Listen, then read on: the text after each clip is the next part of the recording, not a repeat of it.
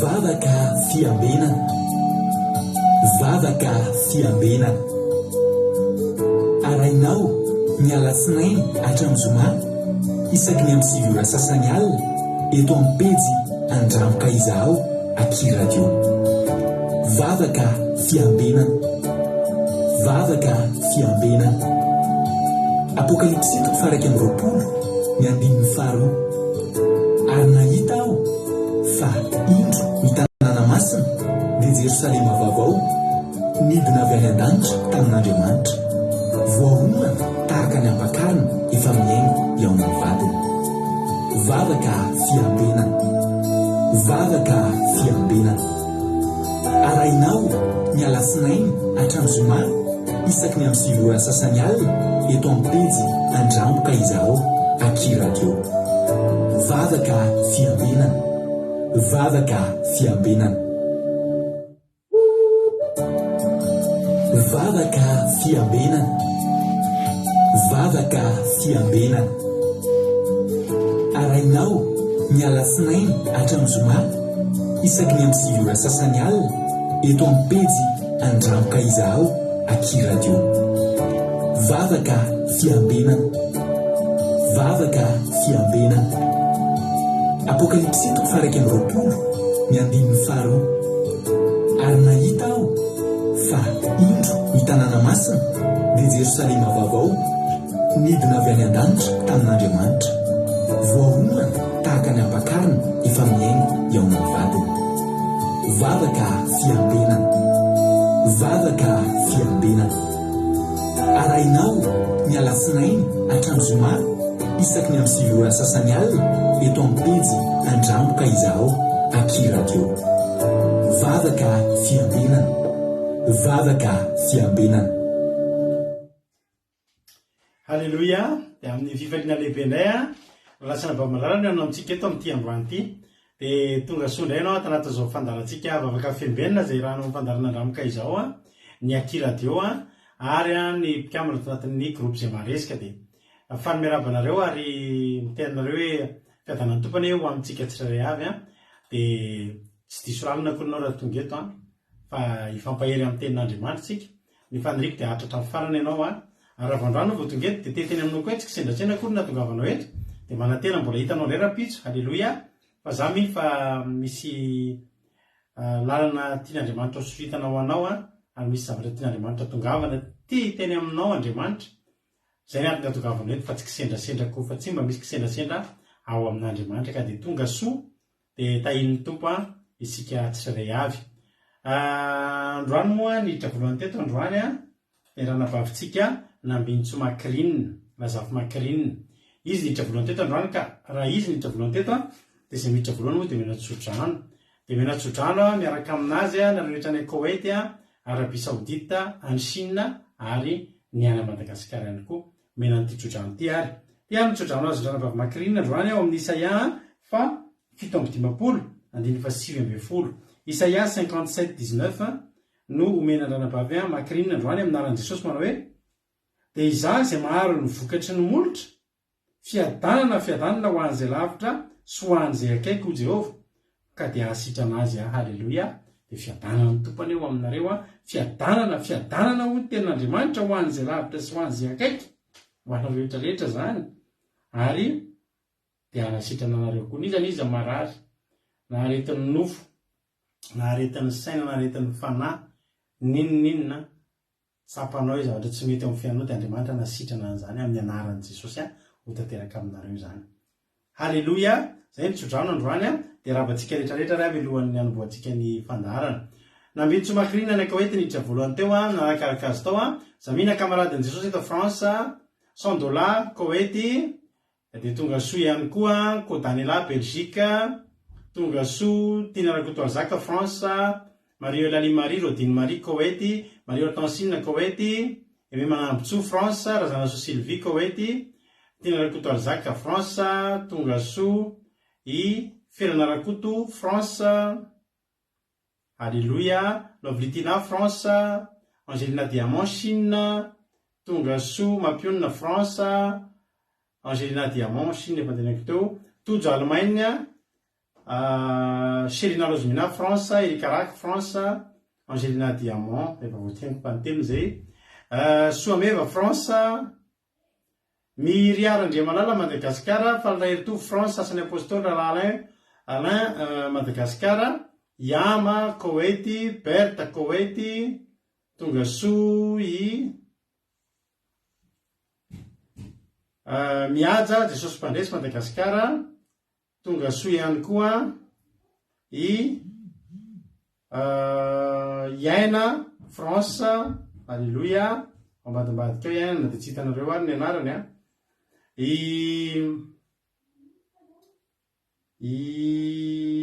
Izay koa Marijo États-Unis, Englene Rodriguez Arabie Saoudite, Côte Léonie Koweity, Sarindra Raingo Madagasikara, Artisanat de Madagasikara, Linaio France, Tongasoa Sarindra Raingo efa narabaiko teo, Kadaka Malala France, Tongasoa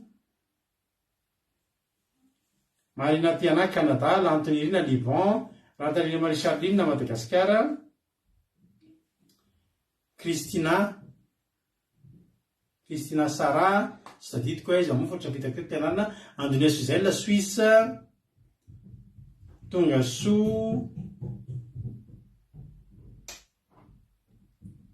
Marie Aiza, efa niteneny teto koa fa somary tsy mbola tadidiko tsara, sao dia miteniteny foana. Andrianjavy Niasina Madagasikara, Angèle Pagès France, Tongasoa, toeriny any Koweity ngamba i Aiza io.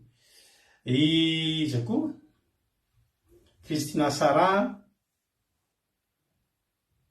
mbola tsy tadidiko tsara hoe misy anao azafady. Monica Louisa Fabricia Farabeni, sady mitaky olona izy. Tongasoa Azazakapatitry France, tahiny Jesosy daholo tsika menakavy. Milohan'ny zavatra eto ndolo tsika hivavaka, mametraka ny fotoantsika ampitantan'Andriamanitra hivavaka tsika, mampandrotsika ny rahalahintsika niasina. Raha niasina ny Madagasikara nivavaka fanomboana androany, hitondra ten'Andriamanitra ranabavy Soameva ary hivavaka ao amin'ny firenena Zokiama any Koweity. Ndao aloha tsika mampandrotsika ary rahalahy niasina hitondra tsika ao anaty vavaka izy amin'ity androany ity. Rehefa vonombonina ary izy dia andao mpandrosotsika raha solo vetivety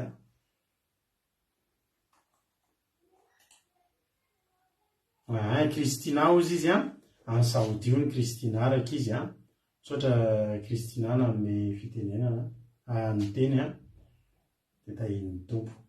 Ndao ary tsika hivavaka tsika araka amin'ny rahalahintsika niasina, dia maharitana fana fa hiany tompo teny mahafinaritra tsika androany. Tahiny tompo rahalahy niasina anao ny fitenenana. Tendrotranao indray zay rehefa menao andro fotoana mba ahafahanao meno aminao indray. Raha tonga eto zay tompo dia mangataka aminao mba tsy ho tapatapaka ny fifandraisanay, ny connexion, ny fitaovana fifandraisanay rehetra, ny ordinateur sy ny telefona izay ampiasainay eto mba ahafahanay meno sy mampilaza ny anarana. Misaotranao indray zay ray satria mbola menao fahasalamana, hery sy tanjaka ary fiadanatena sy fiadanam-po. Tahiko ireo izay marary tompo mba hahita fahasalamana sy ireo manana fahoriana mba hahita ianao ninana sitana sy hanamafa amin'ny firy ao anatiny. Tahik'ireo izay olona izay mbola taraiky any ambadika any tompo malala mba hitotoy eto, mba hiaraka hivavaka aminay eto indray, mba hiaraka hitirany anaranao sy amin'ny voninahitra aminao ity andro alina ity. Tahiry zay tompo mba hanahiry tanjaka indray hoentinay amin'ny atrika n'iny herinandro vaovao iny, mba herinandro hafinaritra feno fitahinao ary feno voninahitra. Izany tompony angatahako no ty amin'ity vavaka takariva izay hita tatoto saina ity, amin'ny anaranao miray mahiriny angatahako an'izao vavaka izany. Alleluia, amen. Alleluia. Sotra betsaka ny rahalahy niasina, mankatsirika ny rahalahy niasina tsika tanatin'izay vavaka mamy izay netiny tamintsika teto androany izay. Helohira anankiray aloha tsika dia andaontsika ty amin'izao fanomboantsika ny manomboka ny herinandro mantsika androany raha mifandarana ny jerentsika fa mantsika moa dia fanomboka ny herinandro ny andro voalohany andro faharoatsika androany ny herinandro fa andro voalohany kosa naovantsika nyty asan'andriamanitra eonantsika eto dia andao tombotsika amin'ny fanoratena be halleloia antsika hiteny hoe raha iso atompo fa milanao halleloia dia ataontsika izany izy zany ho voninahitr'andriamanitra dia minofinaritra zao dia arinazantsika to dia hitravetrany amin'ny tenin'andriamanitra hoe tandranabavitsika soameva tainy tompontsika rehetra minofinaritra daholo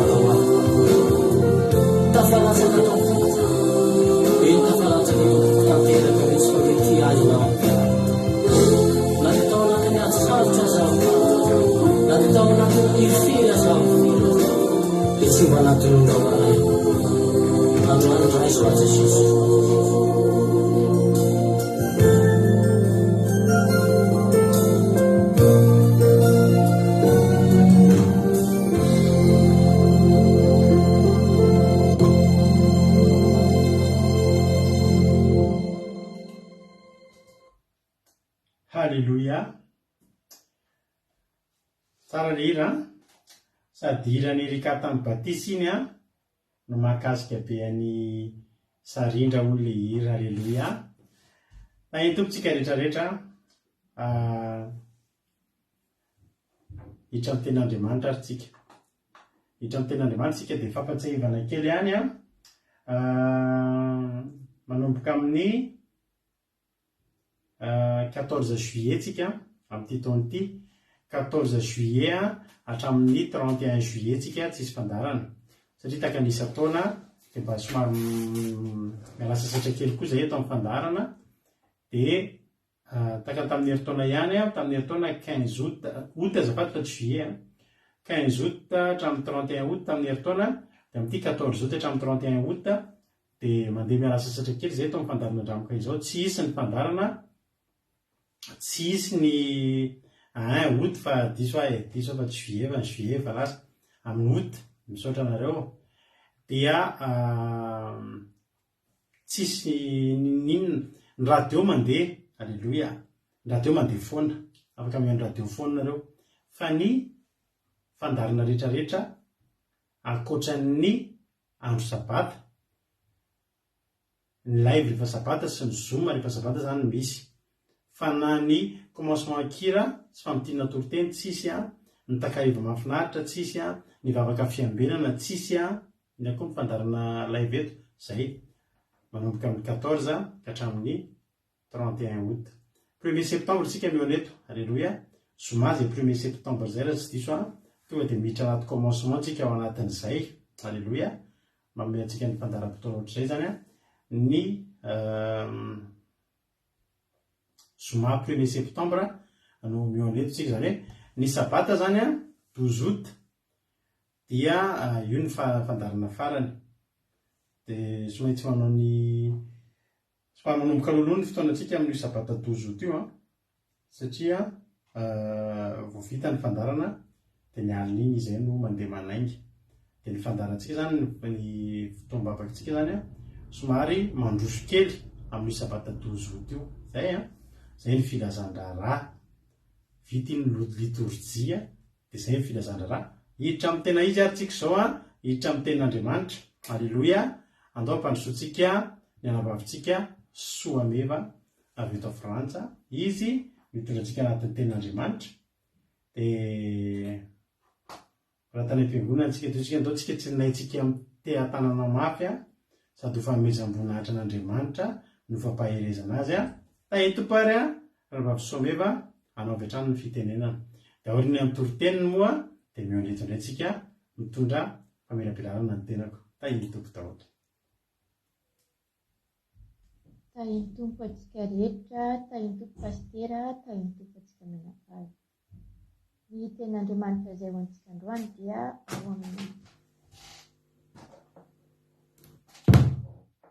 tantara voalohany 570 ka resina 570 tantara 17-27 ny soramamy dia ny nairany Davida nanao tempoly sy ny toky nomen'andriamanitra azy ny amin'ny haretany fanjakana amin'ny anaran'i Jesosy dia ho sitraka ao ny tay ny taranaky ny mpanomponao aharitra mandrakizay eo anatrehanao fa izay tahinao Jehovah dia voatay mandrakizay. Alleluia, amen.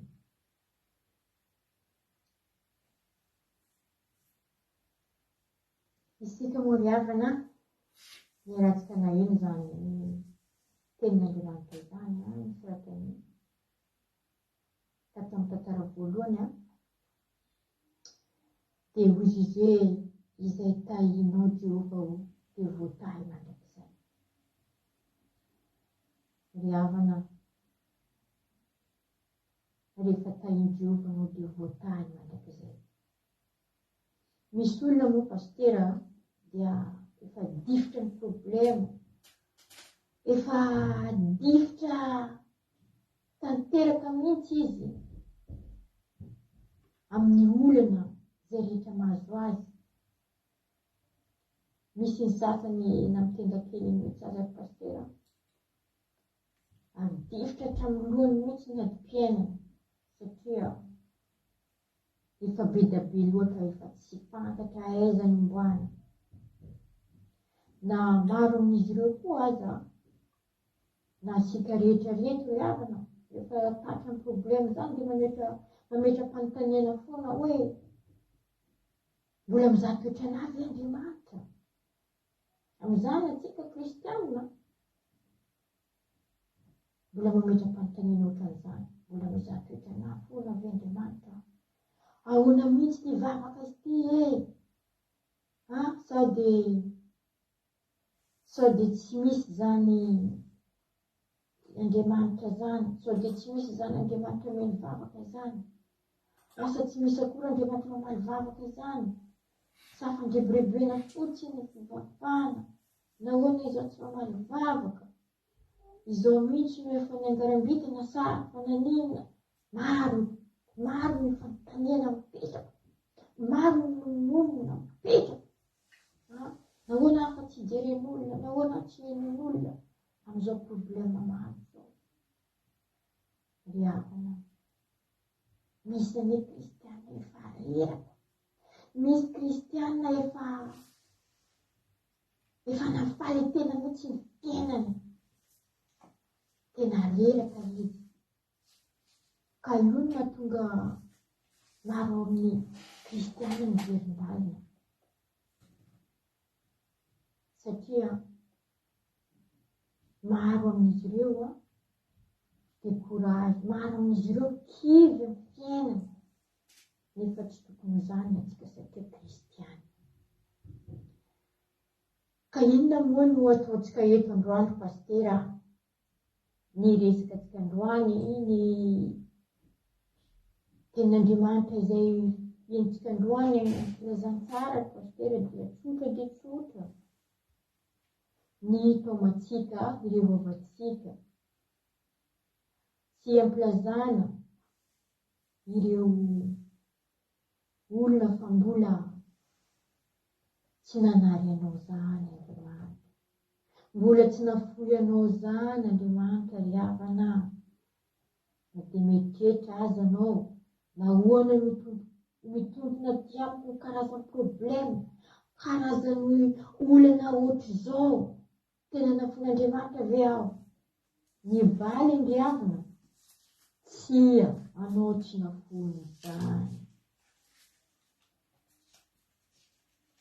Nampanantenainy Andriamanitra anao amin'ny fiainana mandrakizay ry havana. Tsy foana Andriamanitra nampanantena anao hoe fa toy izao ny fitiavan'Andriamanitra an'izao tontolo izao, omena ny zanany lahy tokana mba tsy ho veza rehetra mino azy, fa alina ny fiainana mandrakizay. Mino ny zanany lahy tokana anao dia alina ny fiainana mandrakizay. Memempoana ny fanomezana anao io mba hitondranao ana fiainana mandrakizay ry havana, ny omana fiainana mandrakizay. Ary fiainana mandrakizay io moa ry havana, tsy eto a Fransy, tsy iainana eto amin'ny Fransy fiainana mandrakizay zany, tsy iainana any Madagasikara, tsy iainana any Amerika, tsy iainana any Alemana, fa iainana ao aorian'ny fahafatesana, ao aorian'ny fahafatesana, ambadiky ny fahafatesana. Fa raha mbola miaina eto an-tany isika ry havana, miorina tsara, azony ny Andriamanitra izay nomeny Andriamanitra atsika, azony Jesosy Kristy tompo, fa io ny fiainana mandrakizay ry havana. Misy olona ny mahantra izy, mahantra fadiran'ovana, mijaly, nefa izy mifikitra amin'Andriamanitra foana. Nonina tia azo fiainana mandrakizay. Ary koa tsy ho voatery mampalahelo sy mijaly ihany no anandanitra ihany. Ary anao rehefa mifikitra mafy amin'ny Jesosy Kristy tompo, mitandrina ny didiny, mitandrina izay rehetra teneniny, manatra azy, dia ho azonao ny fiainana mandrakizay io. Ary tsy voatery mampalahelo loatra na mijaly na reraka lava reraka nitomany no azo fiainana mandrakizay koa fa manjary reraka koa anao, mety ho reraka ihany koa anao tonga an-danitra e. Raha hitomany lava eo iavana ajanony ny ranomasy lava mba ajanony fa ampy zay miorena ho amin'ny Jesosy Kristy tompo. Anao ny ateny folony vatanao io vatany Jesosy Kristy tompo, vatan'Andriamanitra, ataova ao anatinao izy, minoa azy, miorena tsara zony izy, ataova ao anatinao izy, afonao rehetra. Ary izany mahatonga olona koa miverin-dalina ndraindray hoe tsy mamaly vavaka Andriamanitra. Dia miverin-dalina izy niafarany satria tsy mamaly vavaka. Nefa kosa anao tsy miorina tsara. Anao raha miorina tsara amin'Andriamanitra, amin'ny Jesosy Kristy tompo mpamonjy, dia ho azonao zay rehetra ianao. Dia tsy ora anao, tsy manan-java-mahaolo zany anao. Fa kosa ry ava-malala, tadidio fa misy fiainana fitahiana be dia be koa ny iainana eto an-tany. Azo iainana eto an-tany ny fitahiana ry ava-malala. Ny fiainana be dia be eto an-tany misy zany. Nefa za milazanao ry havana, ny fiainana eto an-tany zany tsy hoe mijaly raha miaraka amin'Andriamanitra, sanatria zany ry havana. Tsy hoe mampijaly miaraka amin'Andriamanitra, tsy marina zany. Voatary tsara anao raha miaraka amin'Andriamanitra. Eto ambonin'ny tany atsika zao miresaka eto ambonin'ny tany satria tsika rehetra mbola eto ambonin'ny tany. Fa mila fiorenana mafy ao aminy io ravina. Misy fifaliana raha miorina tsara ao aminy anao. Andray azy tompo mpamonjy anatin'ny fona anao ry havana. Misy fifaliana ry havana, miasa tsara anao, misy fidiram-bola, misakafo tsara, milamina tsara ny tokantrano, mivady aman-janaka sy ny ankizy rehetra, fahasalamana, ny fitaliana tonga ry havana. Aoka ry havana, mba hatoky an'Andriamanitra fa izy ny manao izao rehetra izao, izy ny manao ny maso atsika, izy mamaly vavaka izy, raha ao anatinao izy ry havana. Maro koa olona, ndraindray koa ny ry havana, maro ny olona manolona moro-parenteri. Eto koa ny problema ny pastera. Manao mba etam-bavaka mangatam-bavaka mivaly ny vavaka ry havana, dia lasa. Nefa tsy tohizana akory iny. Tsy miorina tsara ho aminy, azo valim-bavaka tsara ny tompo mamaly vavaka ny Andriamanitra mamaly vavaka Jesosy Kristy tompo. Dia lasa any dia any. Nefa anao tsy miorina tsara iny, anao tsy fidèle amin'iny tandremo kosa. Fa raha miverina i problème iny, mbola hiverina i problème iny, bebe ny teo aloha indray iny problème iny. Mafy ny teo aloha azy ny problème nahazo iny, miverina betsaka mihoatra an'iny azy. Nefa anao tsy miorina. Satria anao tsy niorina ry havana, satria anao tsy nandray azy fa anao nila valim-bavaka dia lasa. Ry havana, tsy mety zany. Aza miala azy, nahazonao valim-bavaka, aza miala, tazony izy, ampiorena ao anatinao izy. Ao nareo tantarako zavatra, hijoroko vavolombelona kely anareo tamin'ny 2020 manko nisy fadian-kanina teto amin'ny fandarina Ramakazao. Raha nisy fadian-kanina dia nisy izay hoe nisy délivrance koa nataon'ny pastera momba ny tsatoka. Délivrance momba ny tsatoka zany hoe fanahy manambady reny na maride nuit. Dia natao délivrance zany zay rehetra olona matsapa fa misy any. Dia pastera niteny hoe pastera rato dia niteny hoe raha hoe misy sakasakana koa fiainana dia atao délivrance iny dia afaka dia mandeha tsara ny fiainana dia mizotra. Dia ty misy vehivavy anankiray izay avy nalalana pastera izy tamin'io dia nanoratra anarana dia tonga zany ny délivrance. Efa tonga zany ny délivrance dia natao ny délivrance hoe ahoana ny problème zaho izy misy fanemanam-bady angamba vadiko lasa efa taona maromaro zay lasa izy dia mbola tsy miverina hatramin'izao ary za koa izy zaho tsy tena vady kafa zany fa mivadiko ihany tiako nefa izy efa lasa tsy fantako mbola tsy nahazo vaovao na efa maty na tsy hita tsony fa za fa tsy naheno azy tsony pastera tanatin'ny taona maromaro sy volana maromaro. Dia natao ny pastera délivrance. I délivrance io ry havana tamin'ny 19 heures. Eno tsara ty havana. I délivrance io tamin'ny 19 heures. Sabata io. Hitan'ny délivrance tamin'ny 19 heures. Marobe olo natao ny pastera délivrance tamin'izany. Dia 19 heures ny délivrance dia nijanona teo zany le fandarana le délivrance vita. Dia tamin'ny 21 heures nisao ny telefony tao an-trano ny mpiramasoty fa hoe miverina ny vady miantso hoe ty za vady malala ty za chéri fa hiverina nanao. He, mazina koa iny pastera. Dia tany tamin'ny borosy nify moa ka ramatoa ty dia nisao ny telefony dia niazafaka fa nakale telefony. Dia inona nodezanareo voatelin'ny ramatoa ty hatramin'ny le dentifrice le brosse à dents dia mipitika tsy hita mihitsy taizany pitely brosse à dents. Tena miorakoraka niantso amin'ny pastera. Pastero nivaly ny vavake pastero. Angamba moa fa pastera amin'io efa vizina sady reraka tamin'ny délivrance mbola natsotsoina indray koa. Pastera nivaly ny vavake niverina ny vadiny pastera deraina ny tompo misaoty.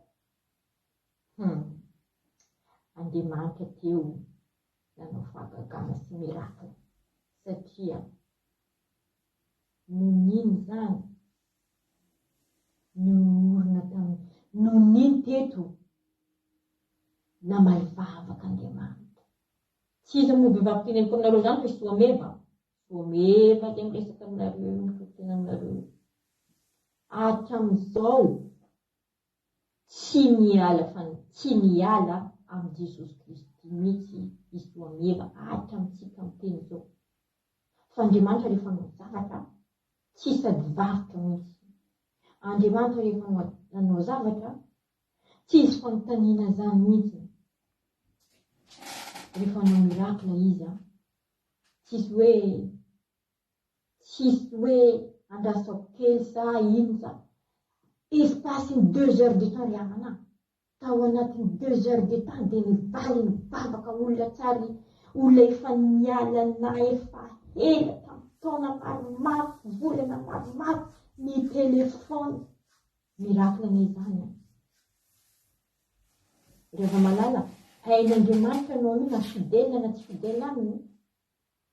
Hatramin'izao ny vavaka rehetra izay angatako dia mivaly ry havana. Tsy hoe anao publicité eto tsy hoe anao propagande sanatria fa na valim-bavaka eto amin'Andriamanitra ao tantaraina aminareo fa mavonjy anareo zany ry hava malala.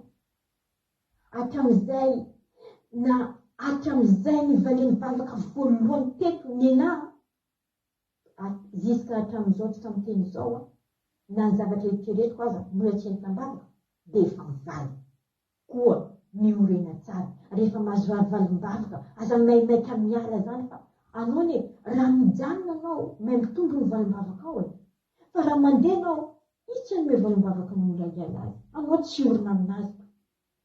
Ka zany Andriamanitra ka zany ry hava malala namaly vavaka Andriamanitra. Misy fotoan'Andriamanitra manao fahagagana sy mirakila eo amin'ny fiainana fa aza maimaika miala azy raiso ao anatinao ho tombo tsy mpamonjy ry havana.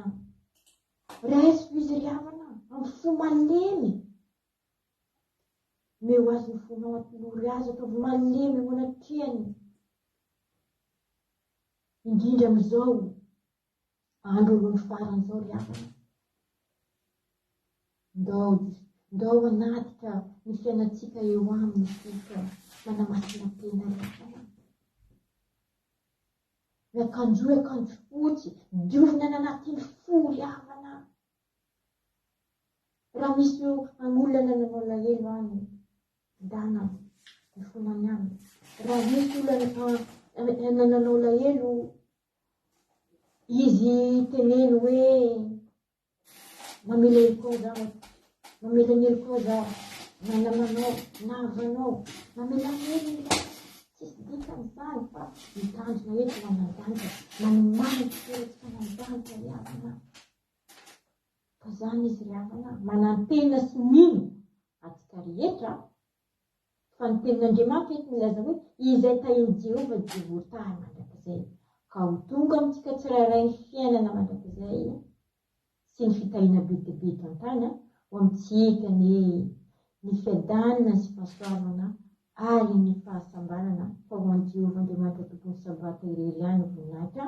Alleluia, amen. Alleluia. Mankasitraka indrindra andranambavy soa mevitsika tao anatin'izay vavaka tanatin'izay toriteny izay mety tamin'izay fotoa izay.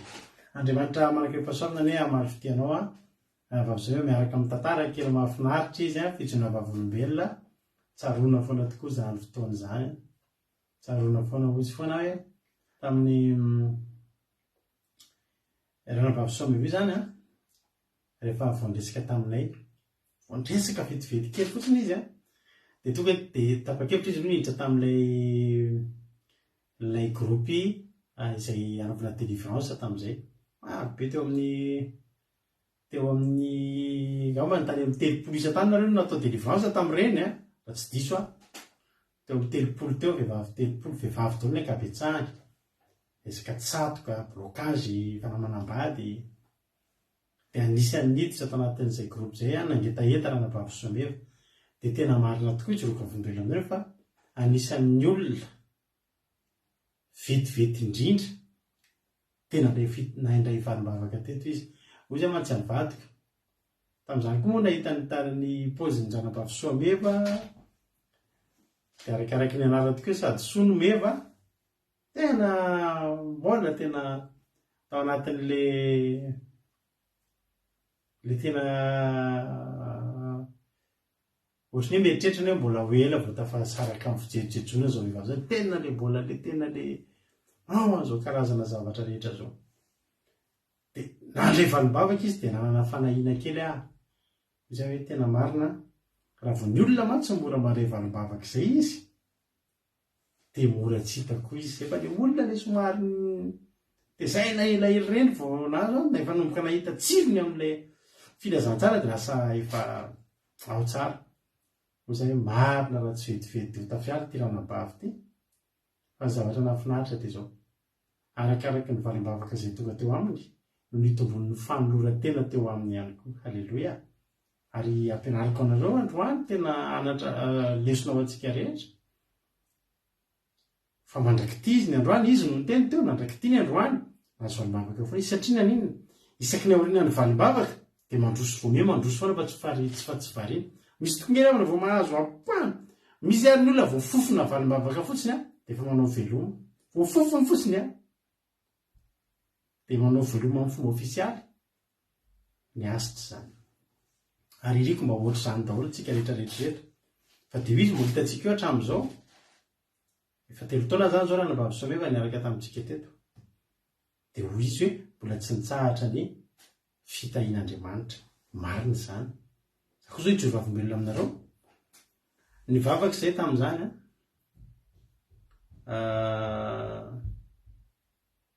telo volana taty aoriana vao nanomboka nahita valim-bavaka. Fa rehefa nisokatra io lalana io, nisokatra io fitahiana io, dia mandrakity ny androany koa mbola miteny aminareo hoe hatramin'izao tsy mbola mitsahatra. Marina ny tenin'Andriamanitra. Hoy ny tenin'Andriamanitra tantara voalohany 7:7 manasanao ahatra hatramin'ny farany fa eto am-bavaka tsy ho tapaka ny fandarantsika fa iresaka fitahian'Andriamanitra tsika eto androany. Tantara voalohany 7:7 hoy ny tenin'Andriamanitra dia ho sitraka ao ny taranaky ny mpanomponao ahatra mandrakizay manatrehanao. Itapan'ny farany io no jerentsika fa izay tahianao Jehova dia voata mandrakizay. Rehefa misy olona zany tahian'Andriamanitra dia mandrakizay ny olona iny tahian'Andriamanitra. Ahoana ary zany? Zay tahianao Jehovah dia voata mandrakizay. Zay mbola tsy tahianao aloha dia mbola tsy voata mandra-pahatonga ny fotoana hitahiny anao. Fa rehefa tonga eo amin'ilay fitahiananao dia voata mandrakizay. Zany hoe zao zany. Rehefa tindriana zany ry havana, voalohany indrindra aloha ny fitahiana. Ny atao hoe fitahiana tsy vola. Mariako foana mantsy izay. Satria olona misy fotoana ny olona tsisy vola lela vola eo an-tanany, dia hoe tsy misy fitahiana ny fiainako. Ny vola ampahany anankiray amin'ireo singa rehetrarehetra ao anatin'ny atao hoe fitahiana. Fitahiana ngeza-be ohatr'izao dia ao anatin'iny misy zavatra kely anankiray ohatrin'iny ny vola. Ny fahasalamanao io fitahiana ngeza-be noho ny vola io. Fitahiana ngeza-be noho ny vola io. Hoe vehivavy anankiray manan-karena be hitako tamin'ny Facebook izay hoe zaho izy izy manana trano farak'izay lafo, mavita mividy sy manofa trano farak'izay lafo be amin'ny asako izy izy. Fa ankehitriny aho izy izy ato anatin'ity hôpitaly ity, ato any mipetraka. Ny trano kitoeran'ny olona any.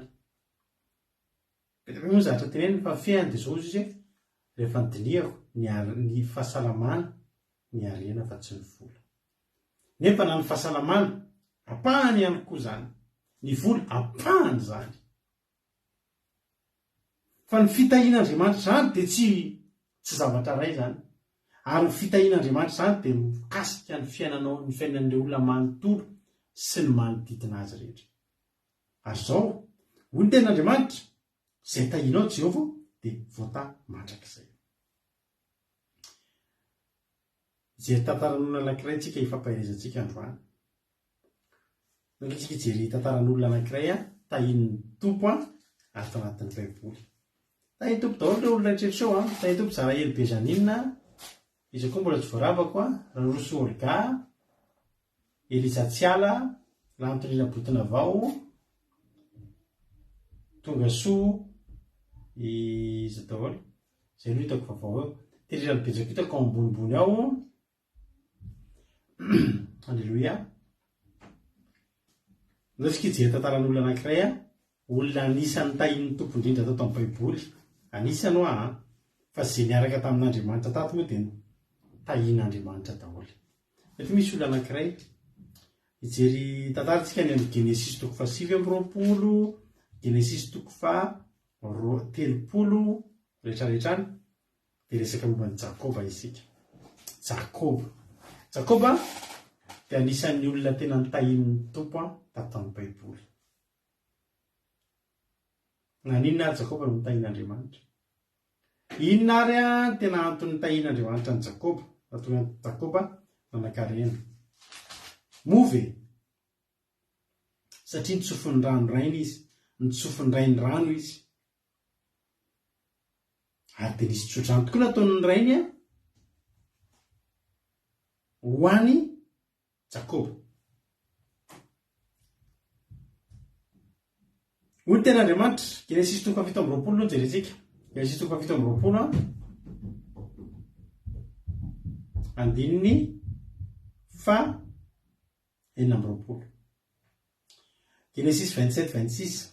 Ary amin'ny anajosa aloha izy Isaka rainy taminy. Fa manatona kely ka mandroa anaka.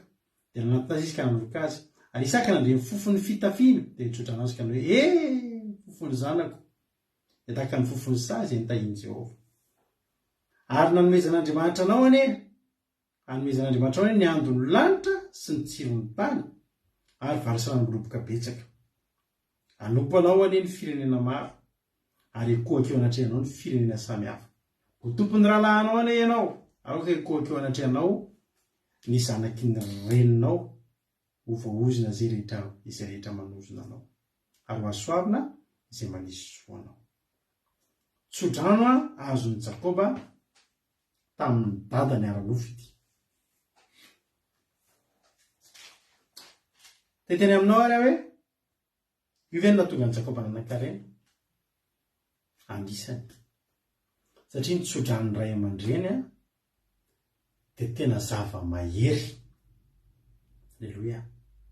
Ataovy a zay ahatonga anao ho voatsodran'ny ray aman-dreninao.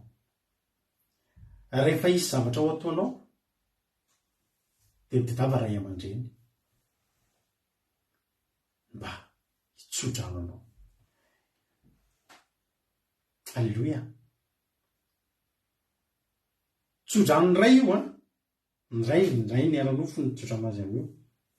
Anisan'ny zavatra mba hitsofan'ny dadanay rano, papanay rano anay foana io hoe ny andon'ny lanitra isaky ny ohatra manao cadeau anazy, ny andon'ny lanitra sy ny tsirony tany eo aminareo. Iny le tsodran'ny raintsika ara-nofo iny. Fa antany antsika hoe taoiny an'io tsodrano io a,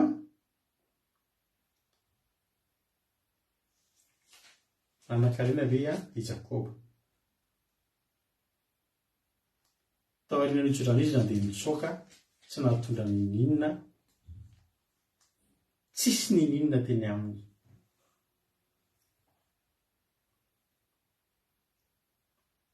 Zao ny zavatra nitranga. Manomboka any amin'ny Genesis 7:20 lasa mpanampin'olona Jakoba. Lasa inona hoe? Lasa mpanampin'olona. Nefa nitsodran'ny rainy ary dia hoe ho tompon'ny rahalahinao anie ianao ary akohaka eo anatrehanao ny zanaky ny reninao. Tsy izay aloha zavatra nitranga. Vakitsika ny Genesis 7:20 ny nanompon'ny Jakoba any Labana sy ny azahoany an'i Lea sy Rahely ho vadiny sy ny nahaterahan'ny zanany. Mba azahoana vady fotsiny dia nanompo aloha Jakoba vady a. Zao ny olona mahazo vady a, dia mifankahita eto amin'ny Facebook a, dia mifandefa message a, dia mifanao rendez-vous a, dia miaraka, dia mifankatia, dia mahazo vady. Fa tamin'izany mba azahoany Jakoba vady dia fanaraka tamin'ny ity lehilahy. Zay efa tontolo ny ten'Andriamanitra, lavalava ny ten'Andriamanitra vakiko ty Genesis 7:20 lavalava teo dia vakiko aingana be. Dia nainga Jakoba ka nakany amin'ny tanin'ny zanaky ny tatsinanana. Dia nijery izy ka indro nisy lavaka fatsakana tany an-tsaha, ary indro nisy ondry amanosy na ny teo anilany. Fa teo amin'izany lavaka fatsakana izany ny fampisotroan'ny olona ny andehan'ny ondry amanosy, ary lehibe ny vady teo amin'ny bavan'ny fatsakana.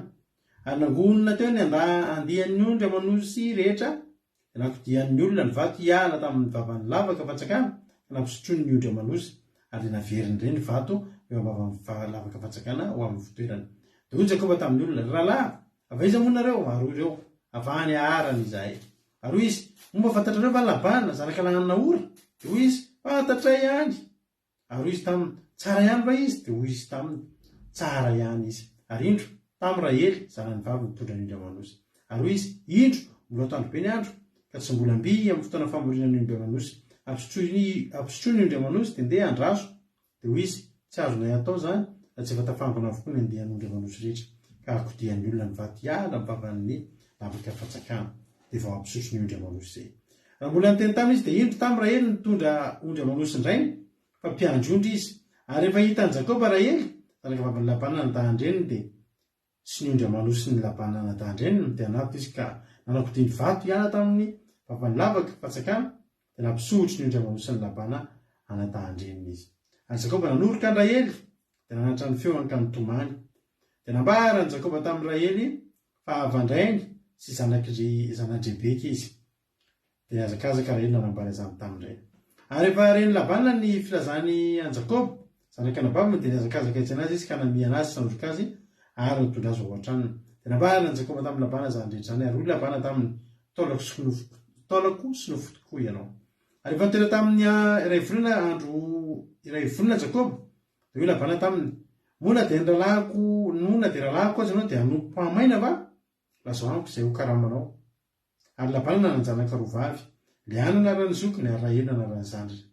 Ary Leana lemy maso fa Rahely bikana sady tsara tarehy. Ary hoy Jakoba, ary Jakoba tia Rahely ka nanao hoe, hanompo anao 7 taona azahoako an Rahely zanaka faravavy. Ary hoy Labana, aleko omenanao izy toy izay omena lehilahy hafa toy eo tamiko. Dia nanompo any Labana 7 taona Jakoba azahoany Andraely, ary toandro vitsy foana toe maso zany no ny fitiavany azy.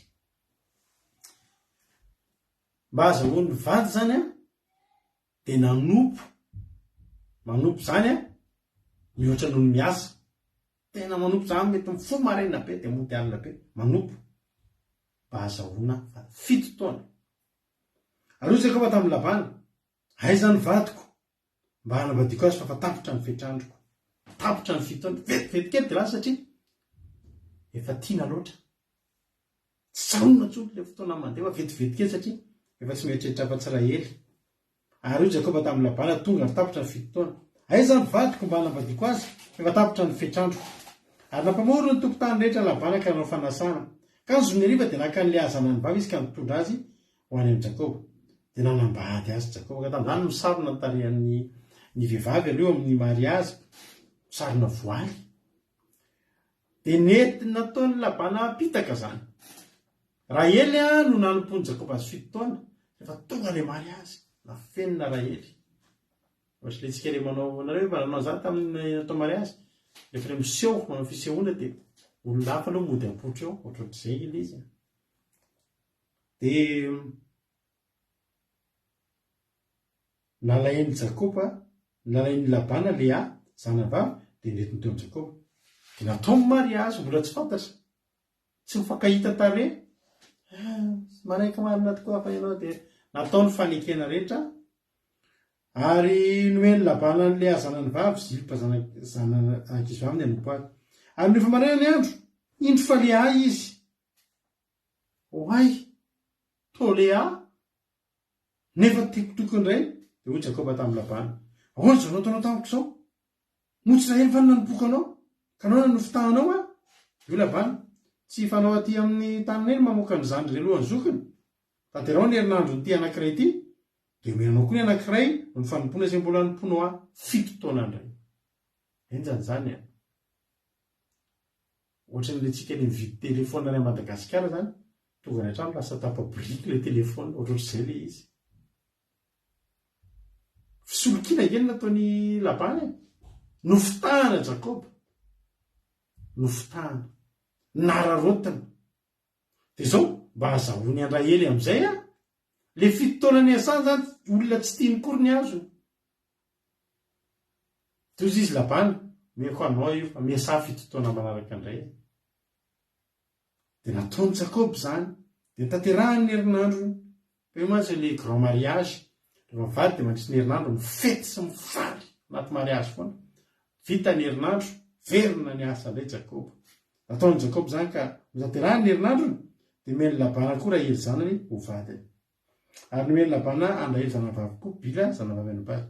Dia novadiany Jakoba koa Rahely, ary izy no tiany mihoatra noho Lea, dia hanompo an'i Labana fito taona indray izy.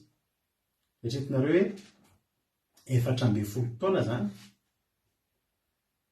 nanompo 14 taona, vady ny azo. Le tsy dia tena napozina aloha voalohany, any amin'ny 14 taona nahazo ny faharoa. Enjany zany a. Dia nanompo Labana fito taona ilay izy. Ary amin'ny vitan'izao fanankarana eny a dia zany nisy tantarany seho lava be raha tantarantsika iny. Fa tao anatin'izany nisy fotoana tsy niteraka Rahely dia Lea niteraka dia tantara. Fa tsy izay no tiantsika hidirina androany. Fa izao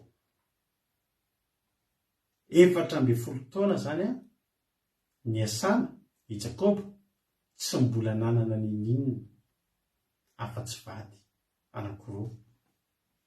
Dia jerenareo a, manomboka amin'ny Genesis 3:15-20, ny Soramamy teny fanekena hafa koa izay nataon'ny Labana sy Jakoba. Mbola misy fanekena eto amin'izay a vao nanomboka hiary. Tara ihany a. Tara. Lany ny 14 taona. Iainga 0. Io tena iainga 0 mihitsy. Fa tena apetraka aminareo, mbola tsy niasa mihitsy aloha ilay tsotra amin'ny dada tary a. Ilay tsotra amin'ny dada tany amin'ny Genesis a. Izy izy teo. Ilay Genesis 7:20 vakitsika teo a.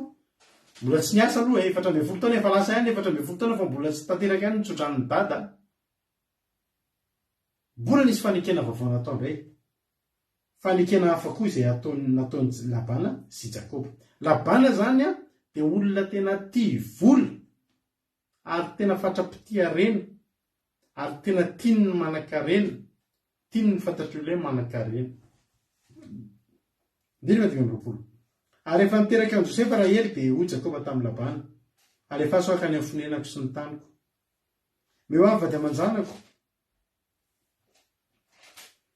Meo avy vady aman-janako izay nanomboka anao dia andeha fantatrao ny fanompoana izay nanomboka anao. Dia hoy Labana taminy, masiny ianao, raha nahita fotoa masonao dia mitoery ety amiko. Efa namantatra ka fantatro fa avy taminao nitahiany Jehova. Sao zany. I Jakoba mbola tsy nanana ninninina.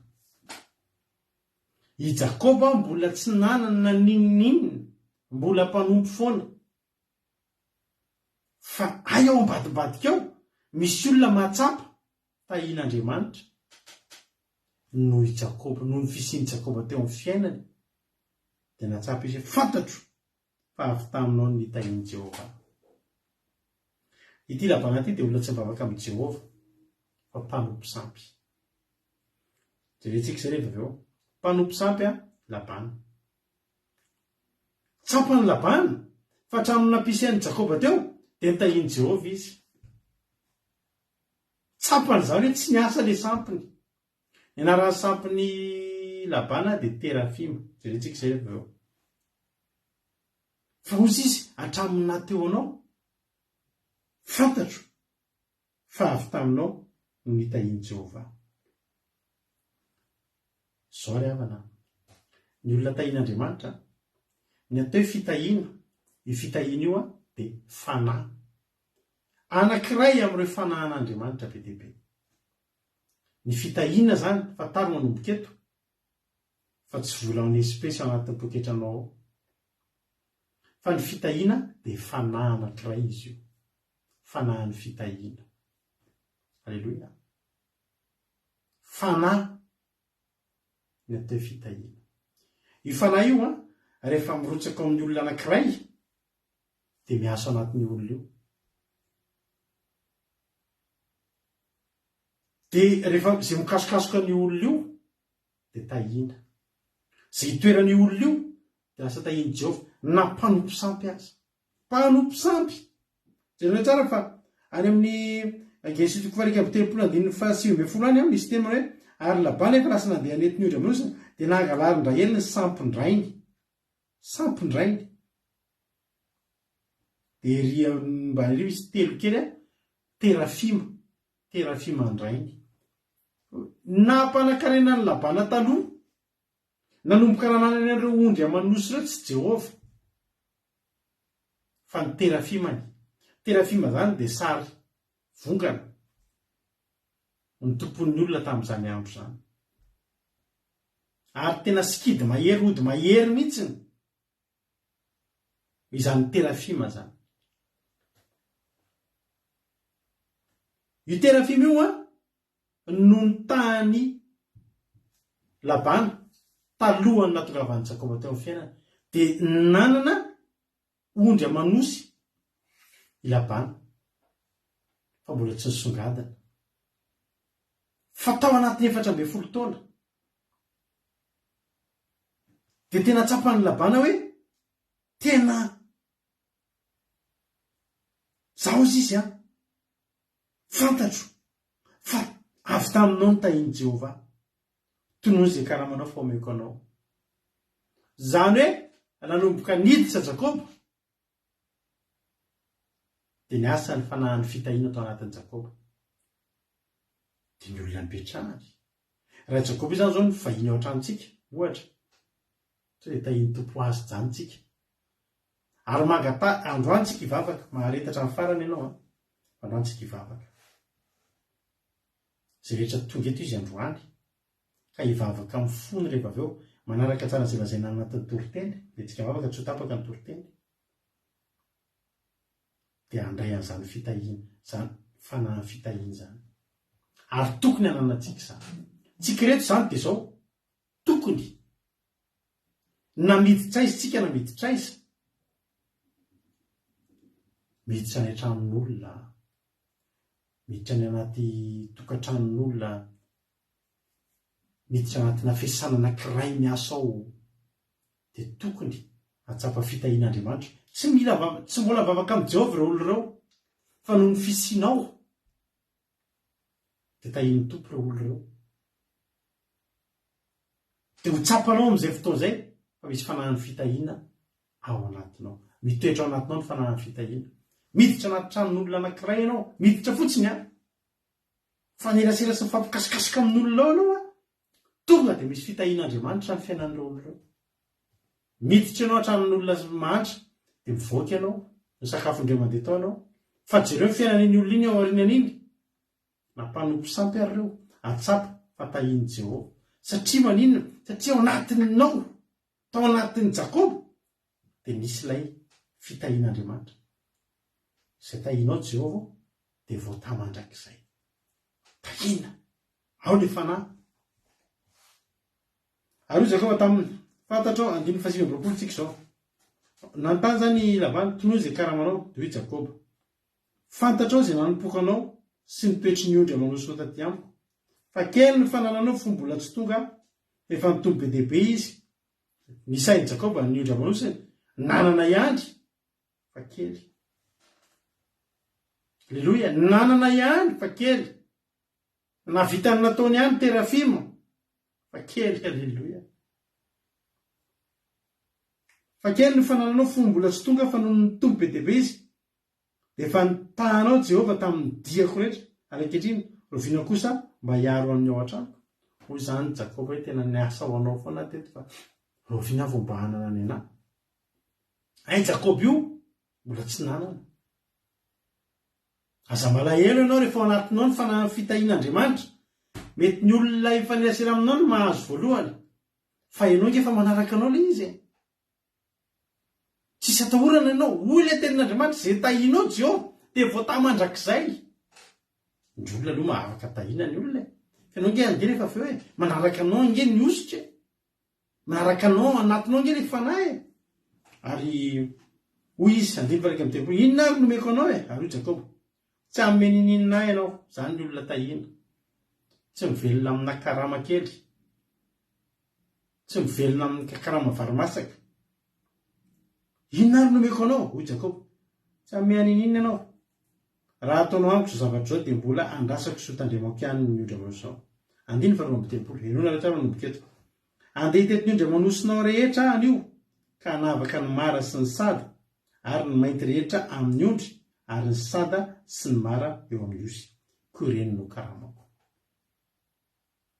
eo zany dia andeha hitety ny ondry amanosony Labana amin'izay Jakoba ka zay rehetra misy mara sada sy mainty sy sady dia rehefa tsy fotsifotsy zany misy mainty kely eny amin'ny lohany eny amin'ny sofiny misy mara kely eny amin'ny lamosiny reny zany dia ho atokana dia ho an'ny Jakoba reny ny karamany dia 9:12 ny fahamarinako no vavolombeloko amin'ny andro avy raha tonga ianao andinika ny karamako izay rehetra tsy mara sy tsy sada amin'ny osy ary izay tsy mainty eo amin'ny ondry dia ho alatro zany hoy zany Jakoba hoe raha misy amin'ireo alaika anahako ireo fotsifotsy dia mangalatra zany fa to dia alay vo anao 9:13 ary Labany eny aoka ho araka ny teninao azy Labana dia tadidio olona fetsy ary olona tia arena hoy Labany eny ary aoka araka ny teninao ny tena marina efa nisain'ny Labana izy Labana io fa voako fotsifotsy mibetsaka amin'ny ondriko ny ondriko izy Labana dia tsy ho fantatro eny ary ok hoy Labana eny ary aoka araka ny teninao 9:14 dia navahany tamin'izany andro zany ny osy lahy sady kasy sada ary ny osy vavy rehetra marasada dia izay rehetra misy fotsy ary mainty rehetra teo amin'ny ondry dia natony ny an-tanany zanany lahy reny ary nasiany lalaka telo teo anelan'an'izy sy Jakoba ary Jakoba ny andro ny ondry amanosiny Labana sisa nalainy Labana nomen'ny zanany lahy daholo zany izay anjarany ny ambiny amin'izay najanony teo najanony ny ondry amanosiny sisa natao nisy eranenana lalakatelona mba tsy ampitambatra sao dia mbola mifangalatra dia alefany natokany anazy be dia be dia ny ambony sisa rehetra mara sadika mainty sy sada sy mara najanony miaraka tamin'ny Jakoba. Fa izao ny afantarana fa misy fitahiana ao amin'ny olona anankiray dia izao ninninona natao amin'ny olona io mety fetsifetsena io olona io fa mety fetsena nataon'ny Labana nandritry ny 20 taona satria 14 taona izy niasa maina mba azahoany vady 7 taona aloha dia vady ny fitahana 7 taona fandroany vao tena le vady mbola neka ny ampy 7 taona fanotelony fa hoenontsika ny toy an-tantara eo zany taon'ny 14 taona vao anomboka hihary ho anazy i Jakoba nefa niainga teo mbola neny Jakoba ihany koa ny vitsy aleo zany le mba karamany tsy nampaninina amin'ny Labana hoe eny ary izy reny ianao alao le hitokana teo zao dia mbola mifangarongaro efa nenahy efa mba reto efa mba natsiaro ny tena nonavo Labana. Zao ry havana zay tahinao Jehovah dia vota mandrakizay. Ny olona misy fitahiana Andriamanitra ao anatiny na 900 solokina ary tsy mety mahantra zany satria zao fanahy io mety alaina ny volany ravim-bola fa ny fanahy mbola mijanonao le fanahy ny fitahiana tsy azo atao nininy dia zao zavatra nitranga aniny fa vita amin'ny 30 ary Jakoba nakatsorakazo maro tamin'ny hazo popola maitso sy tamin'ny hazo lozy sy tamin'ny hazo platanina ka nataony vandany reny isehon'ny fotsy teo amin'ny tsorakazo ary ny tsorakazo voaofiny reny dia napetrany teo anoloany ny ondry amanosy tao anatin'ny tavindrano dia teo amin'ny fisotron-drano izay nalehany ny ondry amanosy isotro ka nikambana teo ny lasy ny vavy isotro rano izy dia nikambana tandrifon'ny tsorakazo ny ondry amanosy ka niteraka sadika sy mara ary sada ary zanak'ondry nafahan'i Jakoba dia ny ondry sisa izay nataony fanatrika ny sadika sy ny mainty rehetra teo amin'ny ondry amanosy ny Labana ary natokana izay ondry amanosy ho azy ka tsy navela niaro tamin'ny ondry amanosy ny Labana ary nahoviana nikambana ny ondry amanosy matanjaka dia napetraka Jakoba tao anatin'ny tavindrano teo anoloan'ny mason'ny ondry amanosy reny tsorakazo reny maikambanany teo anilan'ny tsorakazo fa osaosa kosa ny ondry amanosy dia tsy mba napetra ny tao reny ka dia niosaosa no an'ny Labana fa matanjaka kosa any Jakoba dia nitombo arena indrindra na lehilahy ka nanana ondry amanosy betsaka ary andevilasy andevivavy ary rameva sy borika zao zany samy nandrasan'ny Jakoba teo ny ondry amanosy ny Labana dia naka an'ireto hazo popola izy hazo lozy ary hazo platanina dia ny voasany dia nataony fanatrika teo dia lasa misy ohatry ny karazana hery le izy lasa misy ohatry ny karazana hery misitona le ondry amanosy hiara isotro rano ao dia eo no mikambana ry zareo dia ny zavatra nitranga zany raha hofehezina ty zavatra ty dia izao le mara sadika sy le sadika sy mara ary sada ary mainty mikambana eo daholy dia mikambana tamin'ny zay matanjaka rehetra na fotsy koa ary mikambana eo fa izao izay nisotro an'le rano dia tahaka ny lasotry ny atanjaka be zany le inona moa zany le za moa tsy mahay sianse le ohatrany hoe mivady zao rehefa mivady dia misy ohatry ny zavatra matanjaka kokoa dia mitovy be amin'le rangahy le zaza na mitovy be amin'le ramatotra ohatr'izay zany izy dia zao zay miteraka rehetra amin'izay taorianan'izay etsika zay etsika izay tsy etsika vaiza akory fa tolotsaina an'Andriamanitra tolotsaina ny fanahy masina hoe zao atao zay niteraka rehetra amin'izay tonga sady matanjaka mara ny sada no mainty no sadika azonareo zay rehetra le fotsifotsy kely tery zany osaosa kely daholo zay teneny mitody zay mihitsy zay ny dominant misaotra toza za moa tsy mahay an'le izy fa zavatra ohatrohatr'izay mihitsy zavatra tiako tenena dia vetivety kely zany i Labana lasa ny aloha any matoky fa ny azo ny betsaka fa ato ambadimbadika ato efa misy zavatra mitranga ka ny olona rehefa tahian'Andriamanitra hatramin'ny biby fiopony hatramin'ny ony dia otorina toko fahavalamboroapolo ho tahianako ny ateraky ny kibon'ny biby fioponao tsy ny ateraky ny kibonao ihany fa ateraky ny kibon'ny biby fioponao. Alleloia, amen. Vetivety kely ny tombo arena indrindra dia jerinareo Labana nanana ondry amanosy ary Jakoba no anisan'ny andevony. Fa tato ambadibadika tato Labana tsy mahafantatra ninona ny alohany fa matoky tena fampanankarena fa tsy fantany fa ilay lehilahy mitondra ny fitahinana tonga azy nanana an'ireo dia tahian'Andriamanitra mihoatra ao arindrina ao. Nanana ondry amanosy itovizany iny fa tandremo fa i Jakoba mbola nanana andevivavy sy andevolahy ary rameva sy borika. Tsy nanana rameva sy borika zany Labana, mety nanana andevolahy sy andevivavy fa tsy mitovy nisany. Ny Jakoba nanana tombo rameva sy borika. Riavana raha manao korsa zany izy roalahy dia ohatrany efa tena tery alavitra be tery Labana satria efa nanany Labana vao ny tao mpanompony Jakoba. Nefa tao anatin'izay mbola nisy 710 taona ny ampy 9 taona 9 taona zany vao nanomboka ny ary fa tao anatin'ny 9 taona ny asa nisotry ny fitahiana tao anatin'ny Jakoba. Tao anatin'ilay fotoana nampahantrana azy na 710 taona tsy nahantra izy vao mena tsapany manodidina fa ny tombony arena. Alleluia.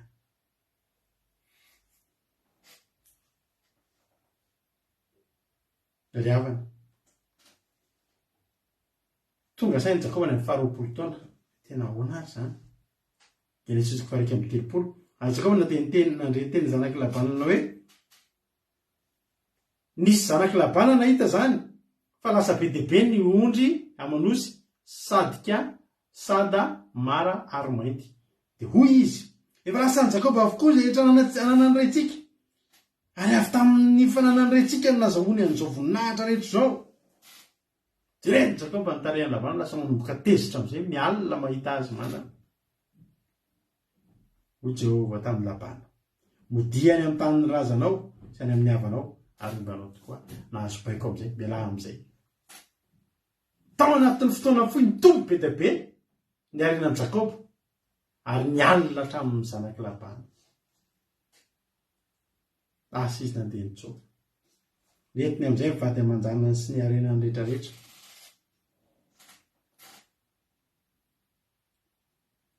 Dia izao vakiko ny ten'Andriamanitra.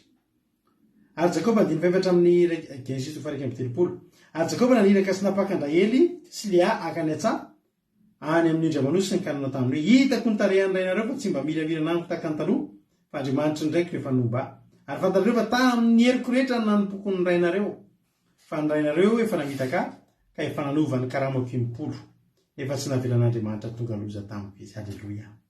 Ary nilaza hoe izy ny mara rehetra ny karamanao dia niteraka mara ny ondry amanosy rehetra ary raha hoe ondre izy hoe ny sadika rehetra ny karamanao dia niteraka sadika ny ondry amanosy rehetra. Na ovain'ny Labana impiry ary zany ohatra hoe mara dia vao hita amin'ny mara atao dia andore ataony sadika vitaneo sadika zao hoe ataovy mainty zay rehetra safidin'ny Labana nataon'Andriamanitra kely fa zay mba tsy nofidian'i Jakoba fa tonga ho azy teo an-tanany reny nataon'Andriamanitra ny tombo.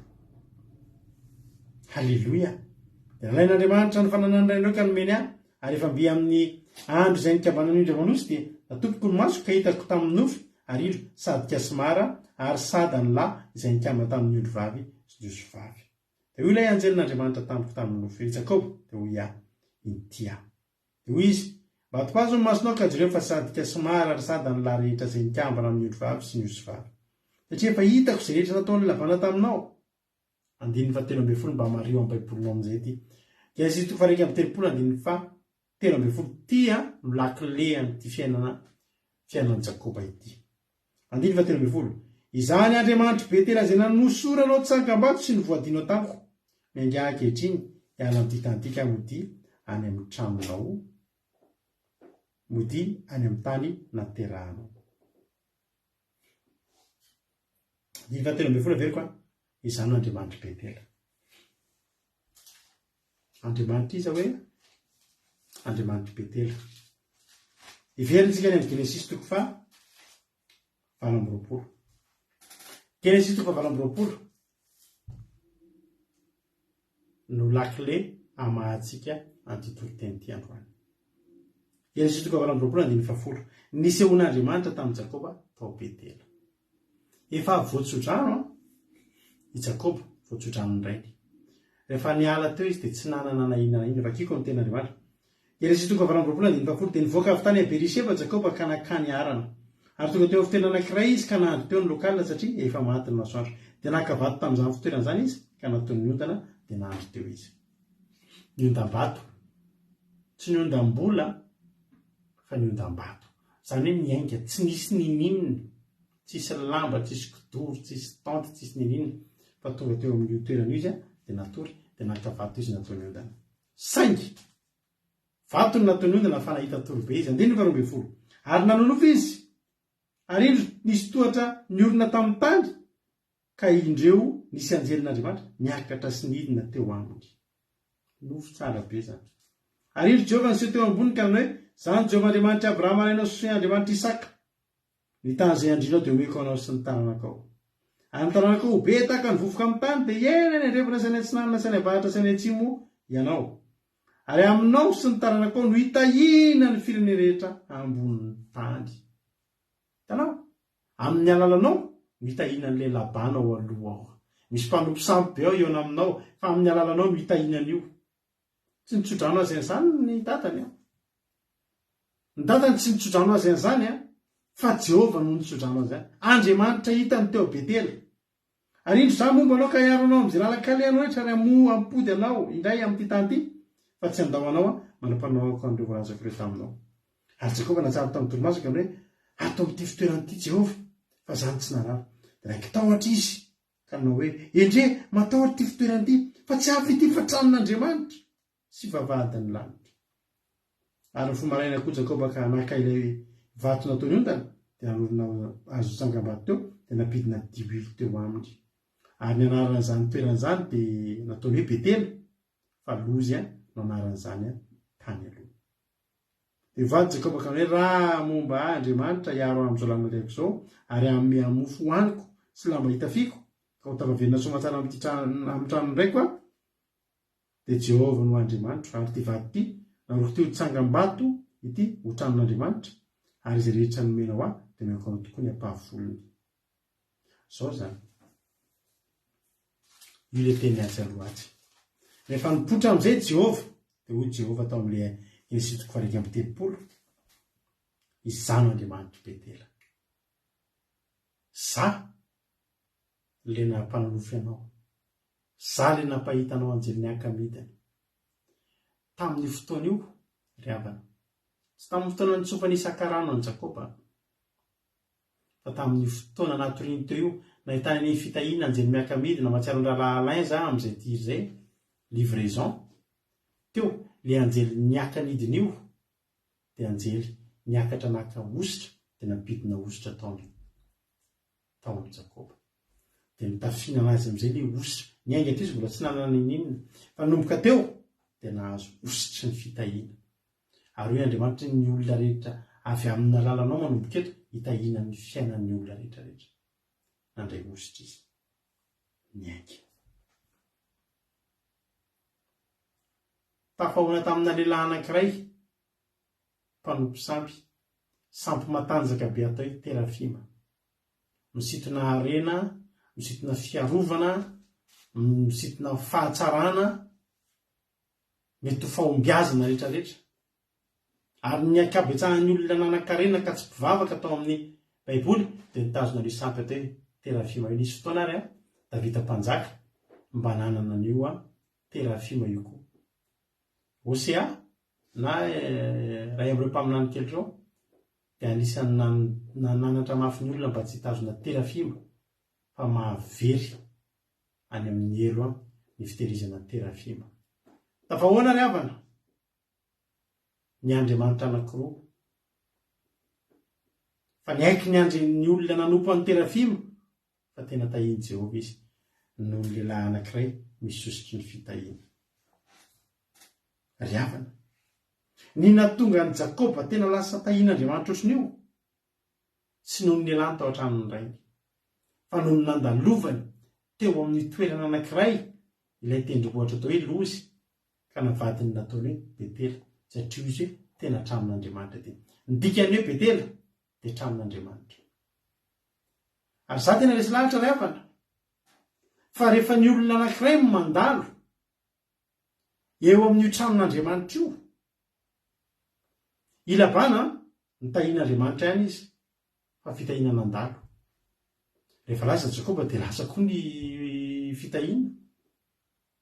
Natahotra nge ry havana, ilabana e ny iarany Jakoba teo aminy satria fantany fa amin'ny fotoana miala hoe Jakoba dia miala koa ny fitahina. Jakoba avy nandalo teo amin'ny tendrombohitra hoy ny tenin'Andriamanitra, izany Andriamanitra Betela. Tsy hoe Andriamanitra Betela ahoana, Andriamanitra ny tany sy ny lanitra, fa ilay Andriamanitra niona taminao tao Betela. Io Betela io ilay fiona ny toerana nionana nanova amin'ny fiainan'i Jakoba, nandraisany an'izay fanahin'ny fitahiana izay. Ary matoka ny Davida ny teny, Jehovah, izay tahinao nge dia voata mandrakizay. Resy lahatra ry havana. Fa ity fitahian'Andriamanitra ity, alaina indray mandeha dia manaraka isan'andro isan'andro. Ary ny olona mahazo an'io dia ny olona mandalo eo a Betela, nandalo teo amin'ilay tranon'Andriamanitra. Za resy lahatra fa ohatran'ny karazana misy ohatrany hoe nivoatra trarina izay ty fiainantsika ity ry havana. Dia rehefa tonga eo amin'ny niveau ara-panahy io ianao, tsisy tahotra intsony eo aminao, fa tahina ianao dia tahina. Za ry havana tsy matahotra hiverinahitra izany intsony amin'ny fiainana. Tena teneniko anao izany. Ary za mijoro avo-belona aminao fa raha zao fiainana izao na amin'ny asana mivady efa izay tokony ho mandra. Zay teneniko anareo a, vatra tômôbila ny asanay taloha hatramin'izao. Fa teneniko anareo zany misy olona zay tamin'izany a, rehefa mivatra tômôbila taloha manao hoe mifanakalo tômôbila aman'olona dia ny olona maka tômôbila ty amiko mavita manisy gazoaly lafolafo misy dia mandeha lavitra. Eo kely lavitra zay mipetraka. Fa misy olona hividy tômôbila amiko manao ese hatrany talatany volon'ondro mihitsy, mandeha amin'ny lalana mahitsy dia entina amin'ny lalany ratsy tao ese sao dia misofy sao dia kely aina ira manenina. Za tsy mba mandany fotoana amin'izany. Ny eo an-tokotany ihany ny eseheko ny tômôbila, miditra daholo hoe vitesy mety tsara hoe ny embrayage ninona ve frein à main, manona midina tsara ve misy fuite ve vita zay dia mijanona ny anahy eo an-tokotany tsy mivoaka ny trano. Vita ny esehako. Fa ny olona raha akaniko manao ese tonga hatrany talatany volon'ondry, tonga hatrany Ambato be any amin'ny fiakarana be any. Misy fotoana zay anateran'olona tômôbila simba. Zara raha mandeha fa noho ny tsy fanaovako ese mivoaka eo fa ese curé fotsiny, lasa ny olona vao hita. Rehefa misy olona manaraka manao ao aorianan'iny manao ese haka ny tômôbila mipatatra hoe tômôbila misofy ty na tômôbila ohatrao. Anateran'olona tômôbila ohatr'izany zay misy fotoana. Tsaroako mihitsy misy olona anakalo tômôbila aminay dia nasako izy ela be tsy tonga. Efa ela be raha tokony tonga amin'ny 2 arivo izy efa amin'ny 5 arivo izy vao tonga ao an-trano. Fa aiza foana ianao? Hala, embouteillage. Tonga ilay tômôbila tonga eo an-tokotany, tômôbila mandeha tsara ara-dalàna. Tonga ese dia tonga dia raikitra izany. Lasa izy nandeha. Tômôbila misofy tena efa maty joint de cul, lasa tena efa misofy. Fa rehefa vietiny avy any izy dia fenony rano, asiany rano isaky ny mandeha 10 kilometatra. Dia tonga eo aminay eo ambony ao dia mijanona ela be ao amin'izay miandry ilay motera mangatsiaka tanteraka iny mihitsy. Dia efa tsy mila rano intsony, efa ritra ny rano anaty radiateur entiny midina point mort midina ao an-trano. Dia ianao manao ese ao an-tokotany eo, inona moa tômôbila nisofy dia vita. Tômôbila efa maty simba tanteraka. Izy lasa miaraka amin'ny tômôbilinao mety tsara. Fa ny zava-mahafinaritra, izy lasa mitsoka mihitsy mandeha mietretrena vo juste aoriana iny misy olona tonga mécanicien mitady tôbily ovy ity io tôbily mihitsy ny tena tiany nataony esena izy disy nety ary tena misofoka ity tôbily ty tena tsy fantatry io hoe misofy io fa mety amiko izy izy alaiko eo alleluia gaga le olona le nitondra an'le izy teo miara mandeha any an-dalana andro zareo le tôbily ana amin'ny tany anaty hoe fa lasa n'olona iny sady satria tsisy niatraiky tamiko le izy alleluia tsisy satria maninona zay tahinao Jehovah io iavana resaka fanahy io fanahy raha volana ivery zany ozy nareo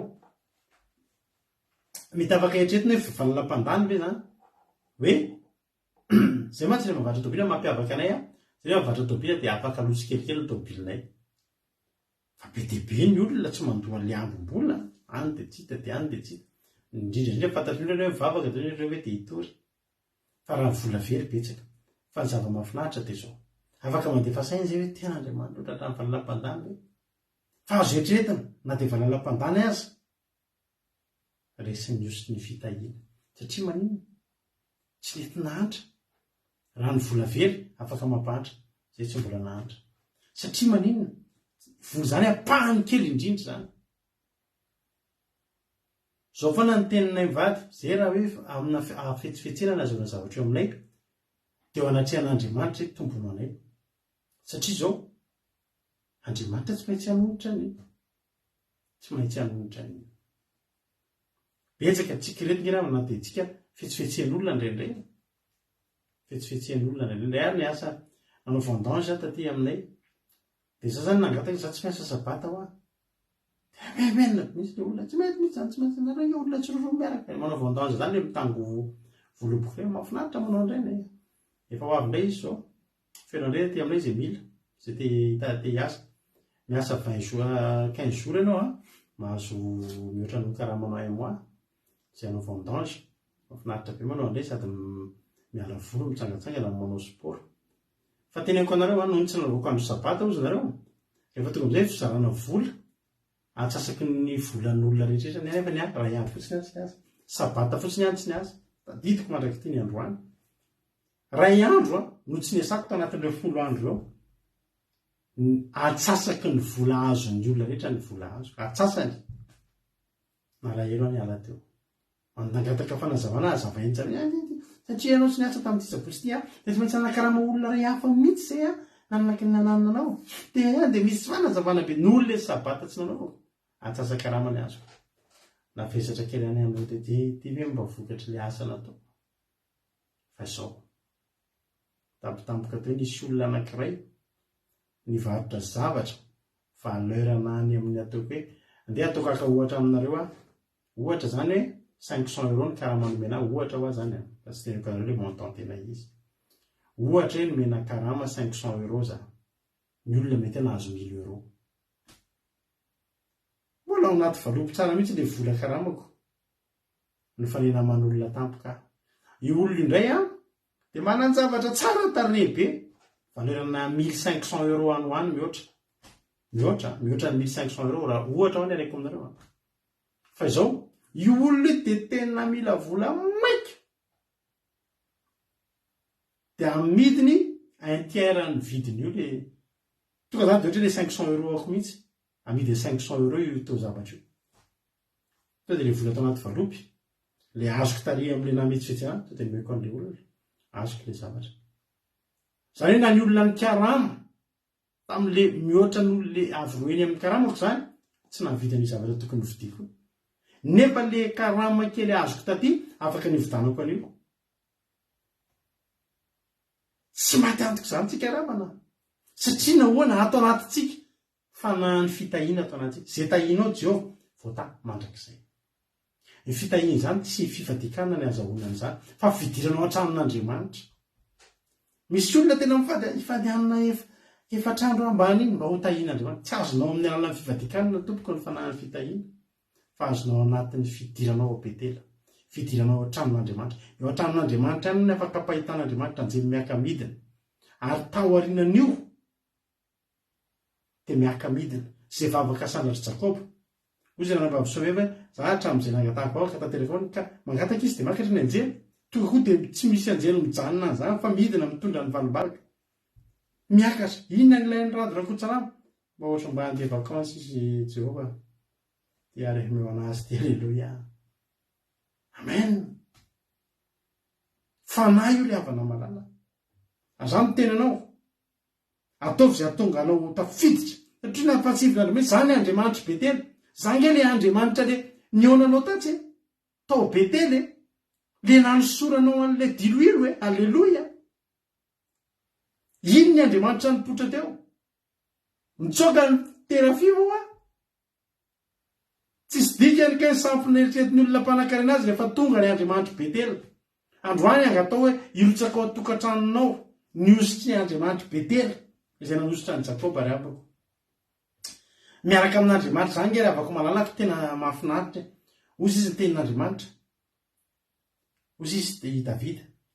Zany Jehovah-Andriamanitra amin'ny Salamo 7:25. Mamelatra latabatra eo maso. Hoa eo mason'ny fahavalika. Ndaova kitsika zany. Dia nareo tsara. Ny olona atao hoe tahin'Andriamanitra. Salamo 23. Salamo 23:5. Mamelatra latabatra eo masoko, eo anoloko, eo mason'ny fahavalika ianao. Manositra dililon'ny lohako ianao. Mikapokako feno dia feno. Inona moa dikan'izany? Misy fahavalo zany eo anoloanao. Fahavalo tokony hamono anao. Fa inona zavatra mitranga? Ny olona tahin'Andriamanitra vao miamelarin'Andriamanitra latabatra eo anoloany. Latabatra zany latabatra ihinanana. Ihinana ianao matoa eo anoloan'ny latabatra. Ny fahavalonao nefa eo. Fa zao. Ny olona tahin'ny tompo nafiry fahavalony. Labana ngeravana naka fahavalony Jakoba raha ataony kony satria nitady zay ahafaty antoka azy. Miaraka amin'ny terafima. Ary jerenao ny fanompontsampy dia mitondra ny olona anankiray te anakarena dia ampahantra ny hafa. Zafady tompoko. Zay ny olona mpanompo sampy. Ny olona mpanompo sampy zany tsy mahafoy aso ny hafa zany fa ny azy ihany. Zay ny asan'ny terafima. Ny ampanana n'le anankiray manompo azy ihany fa mitetiky ny ahapotika an Jakoba. Ny fanahany fitahiana na dia izay anisy ratsy anao ary tahian'ny tompo azy. Na dia ny fahavalonao azy no ianao. Zay no mampanahy ny fitahiana azy. Ny fahavalonao eo anoloanao te hamono anao. Fa rehefa ny olona tahin'Andriamanitra, omen'Andriamanitra fotoana izy hinanana ary arovan'Andriamanitra amin'ny fahavalo. Zany ngeravana fitahiana daholy. Mamelatra latabatra eo anoloko eo amin'ny mason'ny fahavalika, manositra dililon'ny lohako ianao. Io le ositry ny fitahiana. Inona ny vokatra? Ny kapokako feno dia feno, feno dia feno zany, tena feno zany. Feno dia feno zany mandraraka ianao. Mideborde mihitsy, feno dia feno. Ny olona rehefa tena nareo zany mba kahidy zany. Zany isa zavatra farany izay tena tsy tatiny ny haiko. Miaraka amin'ny olona kahidy sy manjaitra atody sy io le olona kahihatra, tena kahihatra. Tena tsy zakako mihitsy. Ny olona tahin'Andriamanitra rehefa na elao zany fakahidiana zany. Manjaitra atody. Misy fotoana miditra ny tranon'olona. Na io trano ary maizimaizina. Fa maninona? Tsy mampiasa jiro fa maninona? Rehefa lavo be ny jiro. Tsy olona tahin'Andriamanitra ny ohatr' zany. Miditra ao trano isakafo mirehatra mazava daholo ny jiro ampola firy indray mirehatra fa za mila mazava fa za zanak'Andriamanitra. Za tahin'ny tompo alleloia. Sao dia lavo be, tsy lavo be zany hoe na lavo be koa vitantsika io. Alleloia. Ny olona tahin'ny tompo rehefa na tsy olona kahidy sy olona mifarisotra. Za tsy manao compte épargne zany eo amin'ny fiainako. Za tsy manao an'izany hoe tsy mihinana n'intsy rehefa anao manangona. Alao hoanina. Sao dia maty rapitso. Ny olona tahin'Andriamanitra tsy hoe mitsitsitsitsy kapokako feno dia feno zany, feno dia feno ary dia atao iny koa ary le feno dia feno hoe. Hotelisiko rapitso dia asiso. Hoaniko ny ahy. Zany ny olona tahin'ny tompo. Aza manany ampitso ny tenin'Andriamanitra. Misy olona tena misy any eo fa ny fisiny indray ny mbola vao tsy mahinana ny tia fa sao dia lany. Hoana. Jereo tsara, voritory fitahiana aminareo Salamo 4:7. 150 salama efatra am'zato 150 hoy ny ten'Andriamanitra voky ny azon'i Jehova dia ny sederan'ny Libanona zay namboleny. Donc voatiko hatramin'ny 3 salama 104:13. Alleluia. Manora rano ny tendrombohitra avy amin'ny tranony ambony izy, ny vokatry ny asanao no mahavoky ny tany. Jehova zany avy any amin'ny tranony ambony izy mandrahara rano amin'ny tendrombohitra, ny avy eny ambony ka hatrany ambany mahazo daholo. Mampaniry ahatra ho amin'ny biby fiompy izy tsy hanana ason'ny olona, ramoaka hanina ho an'ny divay amin'ny tany. Ny divay izay mampifaly ny olona ka mampilendilendo ny tavany mihoatra noho ny divay ary mifanohanana ny ain'ny olona. Voky ny azon'i Jehova dia ny sederan'ny Libanona izay namboleny. Salamy 130 amara-paranantsika azy. Salamy 130 dia vakitsika. Hoy ny ten'Andriamanitra, akory reny habean'ny zava-tsoa anao voarakitra ho an'izay matahotra anao, dia izay nataonao eo anatrehan'ny zanak'olombelona ho an'izay miaraka aminao. Akory betsaka ange zany ny zava-tsoa. Misy zava-tsoa mahatonga antsika tena tahin'ny tompo. Ny fitahintsika tsy angatahana voaforon'Andriamanitra, efa misy zavatra efa voarakitra ao ambony dia mamasy is'Andriamanitra. Alleluia. Tsy angarana tsy mangaty tompo matahi io intsy am'izay Jehova mieritreritra ahoana ny fomba hitahiko azy ity. Inona avy ny azontsika atao mba hitahiana azy ity? Efa misy ao. Akory ny habean'ny zava-tsoa anao, tsisy afa-tsy zava-tsoa voarakitra ho any izy, ho an'izay matahotra, ho an'izay tafiditra ao Betela. Averiko ny fitahian'Andriamanitra tsy azo manana anaty fifadikanana. Fa lany andro hifady hanina herinandro mba ho tahin'ny tompo. Atao izay azahoanao an'ilay fanahy, midira ao Betela. Midira ao Betela. Midira ao amin'ny tranon'Andriamanitra, ao amin'ny fanatrehan'Andriamanitra. Alleluia. Ataovy izay ahatonga anao eo amin'izay hoe, araka ny tefitra hoe misy niveau io misy avo tratrarina vao tonga eo amin'io avo itsika, eo ambonin'io avo io dia zao ety ambany nao mbola le mangataka foana, mpanompoko, mpamery tompoko, marina tsisy sakafo ngezana pizay iny ary. Fa rehefa sakaiza amin'izay eo amin'ny niveau ambony, mety ohatran'izay sakafo anao frigo andadanao io. Inona tianao ny fromage? Manantsika ny dia inona eskimo kely aloha, loasina jus kely. Alleluia. Atao izay tonga anao rehefa tonga eo amin'ny niveau io anao dia tonga eo amin'ny niveau an'i Jakoba, tonga eo amin'ny niveau an'i David, izay tahinao Jehova dia vao tamandrak'izay. Tsisy problème anao zany io krizy io. Tsy maninona na miakatra ny vidin'entana, miakatra koa ny fahefa amin'ny vidinao. Miakatra ny dépense sy ny charge, hiakatra koa zany ny karamanao. Ary raha tsy hiakatra ireo, misy olona indray any, misy azo popola, teny zavatra rehetra, hitombo any amin'ny côté anao daholo. Ohatrany hoe ianao mihitsy ny velomome, izay mihitsy ilay izy. Mila mihoana amin'Andriamanitra Betela ianao ay. Izay ny zavatra tiako lazaina anao androany. Tahin'ny tompontsika rehetrarehetra. Izay tahinao Jehova dia vao tamandrak'izay. Nomboka androany hivavaka tsika ao amin'ny antery ity.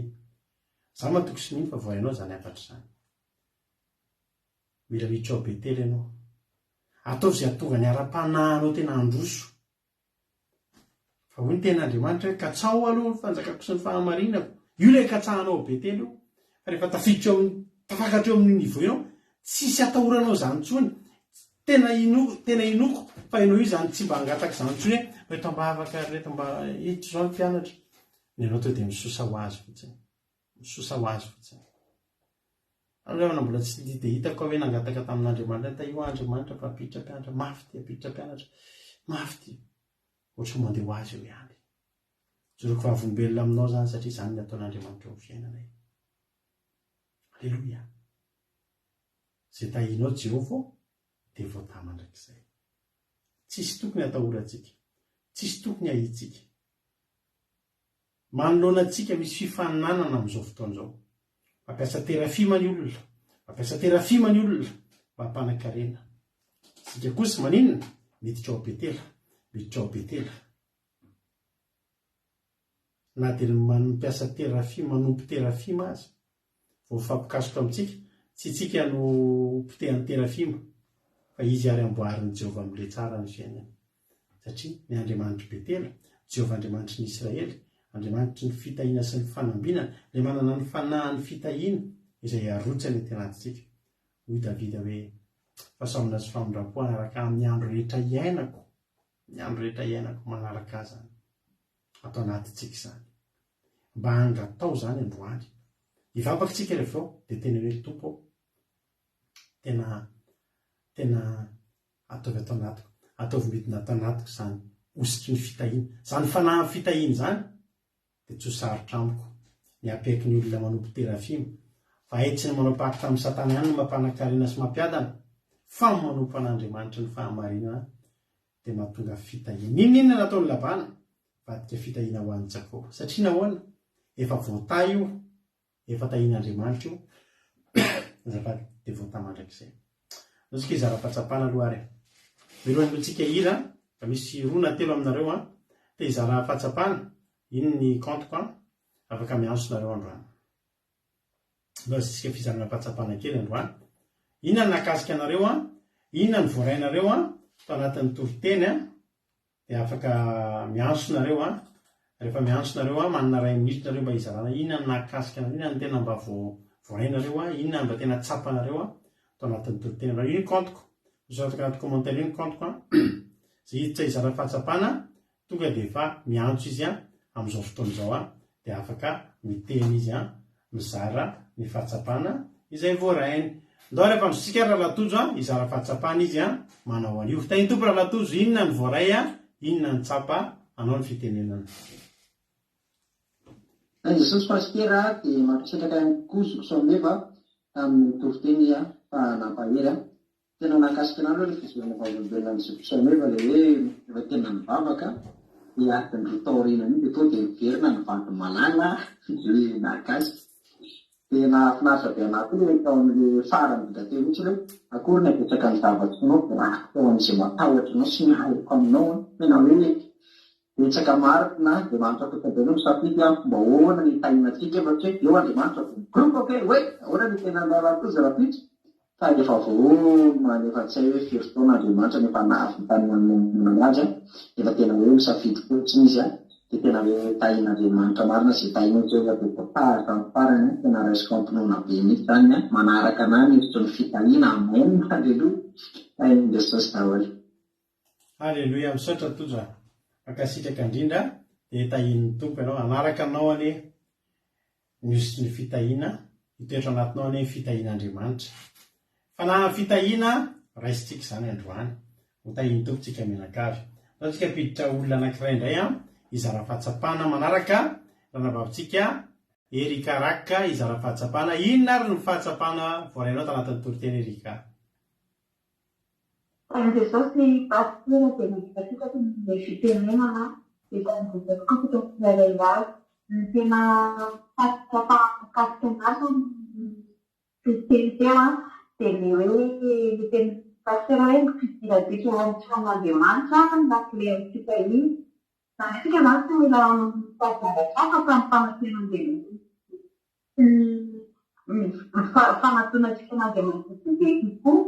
Zany hoe mitombo mivoara-panatsika dia miditra ho azy amin'ny fitahiana dia faharoa eo amin'ilay hoe ilay falampakelo amin'ny lokontsika no mahakasika an'ilay hoe Andriamanitra mila salatsaotra ao antsika amin'ny fahavalo dia manome fotoana izy mba hinanatsika dia na dia fahavalotsika zany hitantsika ohatriny dia tena hoe ahoana hoe tiako ilay zavatra mahita ny fitahiantsika zany ny fahavalo dia lasa mingy anatsika na miezantsika dia zay tena mahakasika nakasika tanàn'ny fitenenana.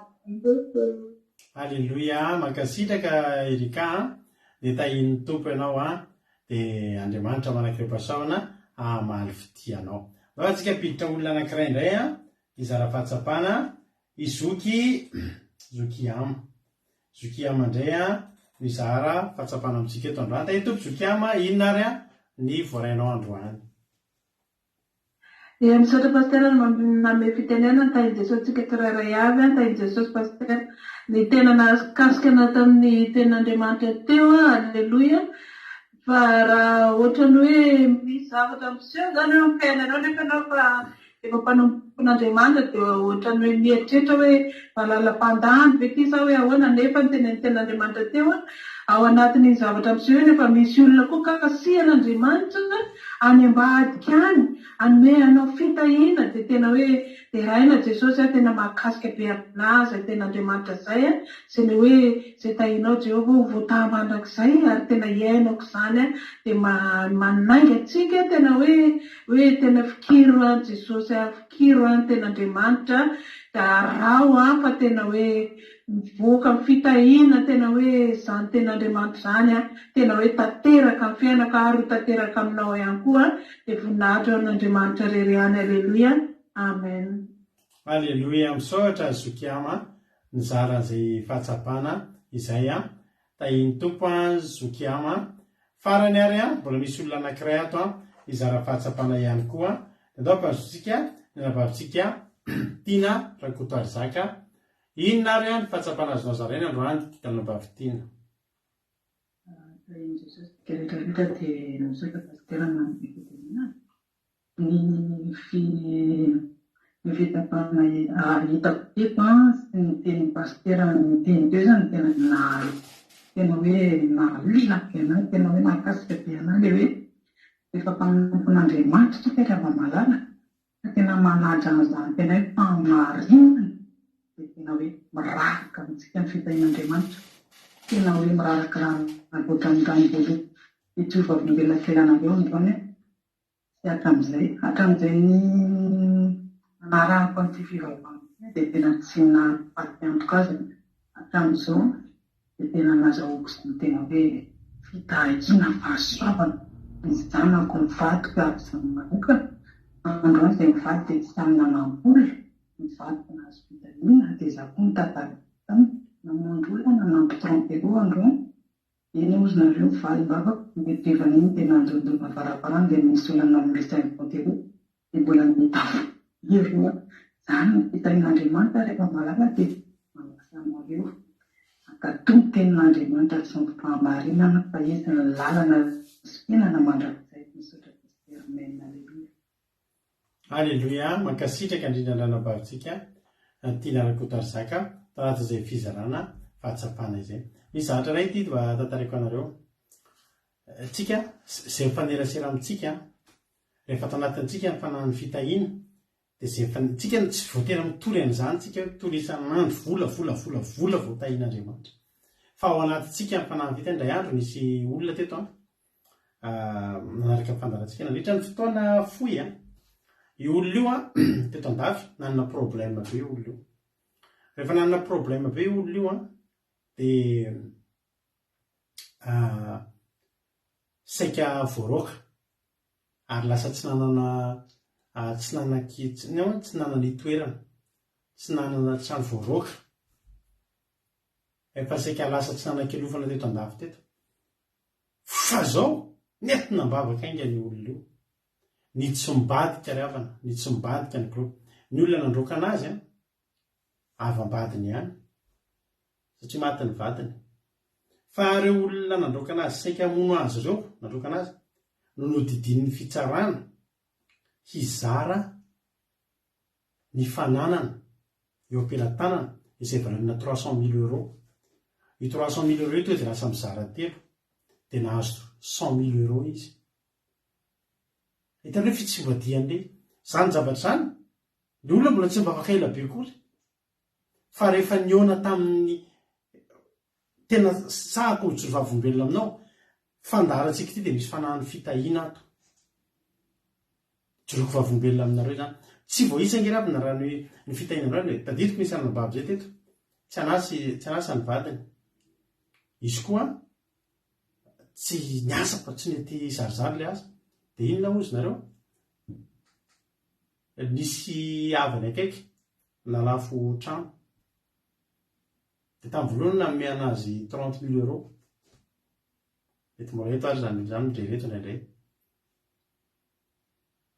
dia avy eo ny teran'andriamanitra misy taminazo le 30 000 € fiderana be misy tamin'izay ndray alina izay niaran'ny teran'andriamanitra zay tsy anay le vola fa anazy fa zay niaran'ny faly sy ny teran'andriamanitra zany koa toetran'ny olona tahian'andriamanitra mahaizanao mifaly amin'ny olona zay tahin'ny tompo ao anilanao eo fa teneko anareo nyerina ny andro nampin'le olona 70 000 € le vola tonga dia nisy 100 000 € niditra ao amin'ny comptany zareo tsy anasa to dia 100 000 € niditra 100 000 tafakatra 100 000 € anko izy paster le vola halleloia satria nanino nainakasitreka tamin'le 30 000 zany kirehona fitahian'andriamanitra daholo zany misy anabavy zay teto mivarotra trano nefa nentina mibavaka oviany zany trano zany metytsika mibavaka teto zany tanaty fivadikanina jorovavolombely izy indray andro lafo soma tsara tamin'ny vidiny tsara be le trano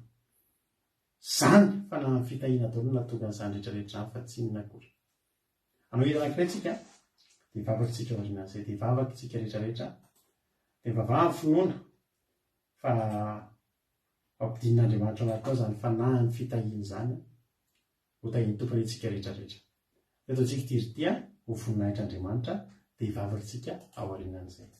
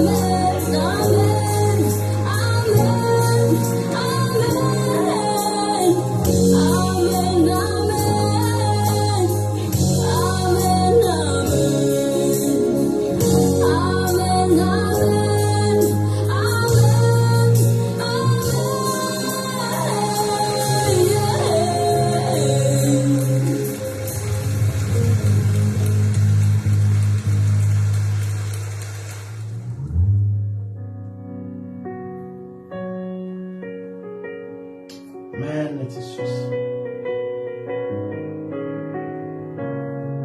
sotranao zay jesosy am'izao fotoana zao dia ny anaranao zay andriamanitra miam'fatanterahany fotoanandroany ary tsy tapaka ny fotoanany sotra jehovahandriamanitra satria tena tsara ianao ary misotrany amin'ny famanginao anay tanatin'ny toroteny androany resy lahatra andriamanitra fa tena isy olona ovanginao amin'ny fanahin'ny fitahinao eto androany aorina nyty toroteny ity amin'ity herinandro ity ry havana malala dia tao mahatsapa famangin'andriamanitra zany amin'ny laza fa misy olona eto tena niaina tao anatina tsy fisina niaina tao anatina tsy fampiana tao anatin'ny fotoana ela fa mangy an'izany olona zany fa na fitahin'andriamanitra dia eo na amin'izany olona zany le andriamanitra betela dia hanokatra lalana eo amin'ny fiainana ary andray fitahina azo tsapaitanana mbola tsy ndraisy ny hatramin'izay zany olona izany misaotra sady jehovahandriamanitra ivavakantsika amin'izao fotoana izao dia samy mangataka ny atokantraminy ihany hoe za andriamanitra mataovy mitoetra tanatiky ny fanahin'ny fitahinao ka tsy izay ihany fa na dia zay rehetra manodidina zay mikasokasoka amiko mifampikasikasika amiko dia ho tahinao isy olona tena anaovan'andriamanitra fa gagana raha mpitahina mihitsy ary ho tsarovany zany olona zany ty toroteny androany ity ary tsy tonga ho azy ty toroteny ity fa melo lalana ny zavatra zay ho ataon'andriamanitra eo amin'ny fiainantsika samy mangataka izy androany hoe jesosy io mbola tsy mba tsapako teo amin'ny fiainako zany hoe za tena misy fitahinany raraka teo amin'ny fiainako mba ataovy manandrana an'izany manomboka androany saotranao zay jesosy tamin'ny fotoana saotranao zay jesosy ny amin'ny zavatra rehetra ny ainan'androany ho anao reriny voninahitra matoka fa hitaridalana anay tsirairay avy ny fanainao masina mba tonga anay eo abetela andriamanitra ao mitranonao andriamanitra androso ara-panahy zay androso zay amin'ny ara-panahy tsy hanaoko totoa zay amin'ny ara-panahy tsy fantoka amin'ny voly izay sy ny arena fa androso ao betela dia hirotsaka ho azy ny fitahin'andriamanitra tsy voatanisa amin'ny alalandreo anjeny miaraka amin'hitany ary tanteraka aminay zany teny zany jehovahandriamanitra hoe zay tahinao jehovah dia voatany mandrakizay dia raha laza saotra sy voninahitra ho anao satria hivavaka maharitra rehefa ny fotoana mandeha efa lasa ny fotoana antsika ry havana fa na dia tapitra aza ty fandarana ity afaka mbola mandeha mandohalika mivavaka ianao dia tena hoe mety tompo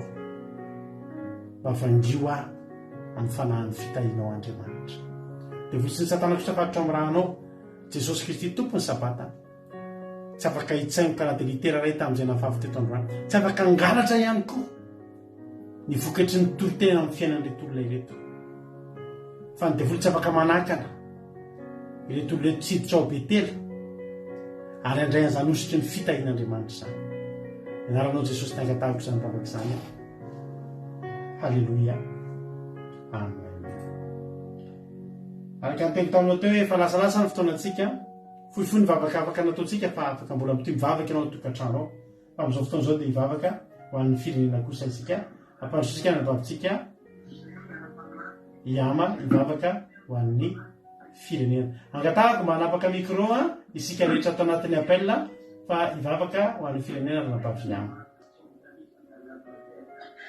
Alleluia, tahin Jesosy pastera, tahin Jesosy tsika tsirairay avy ary vavaka tsy teo amin'ny firenentsika dia marana ny fotoana. Alleluia, tera sy mankalazanao zay masina tsara indrindra misaotranao zay tamin'ny fotoana androany Jesosy misaotrany amin'izany teny mamy, teny masina nomenao anao izany indray. Alleluia Jesosy tena hoe derainay ianao, tena noho ny fitiavanao anay, mbola ianonay an'izany teny zay tena hoe ilaina tokoa amin'izao fotoana izao Jesosy malalo mampianatra ny indray Jesosy malalo tena hoe itikitra tena hoe ahana-maso tena hoe Jesosy malalo angataka zany osotry ny fitahina zany ndreto zay tsirairay avy Jesosy malalo miatongahavana eto Jesosy dia tena fitiavana anao ndreto zay tsirairay avy miaritra toromaso teto Jesosy malalo tena hoe osolo Jesosy kasony tsirairay avy azavela isodikisan-tsara amin'izany misotro ny fitahina izany ranomasina.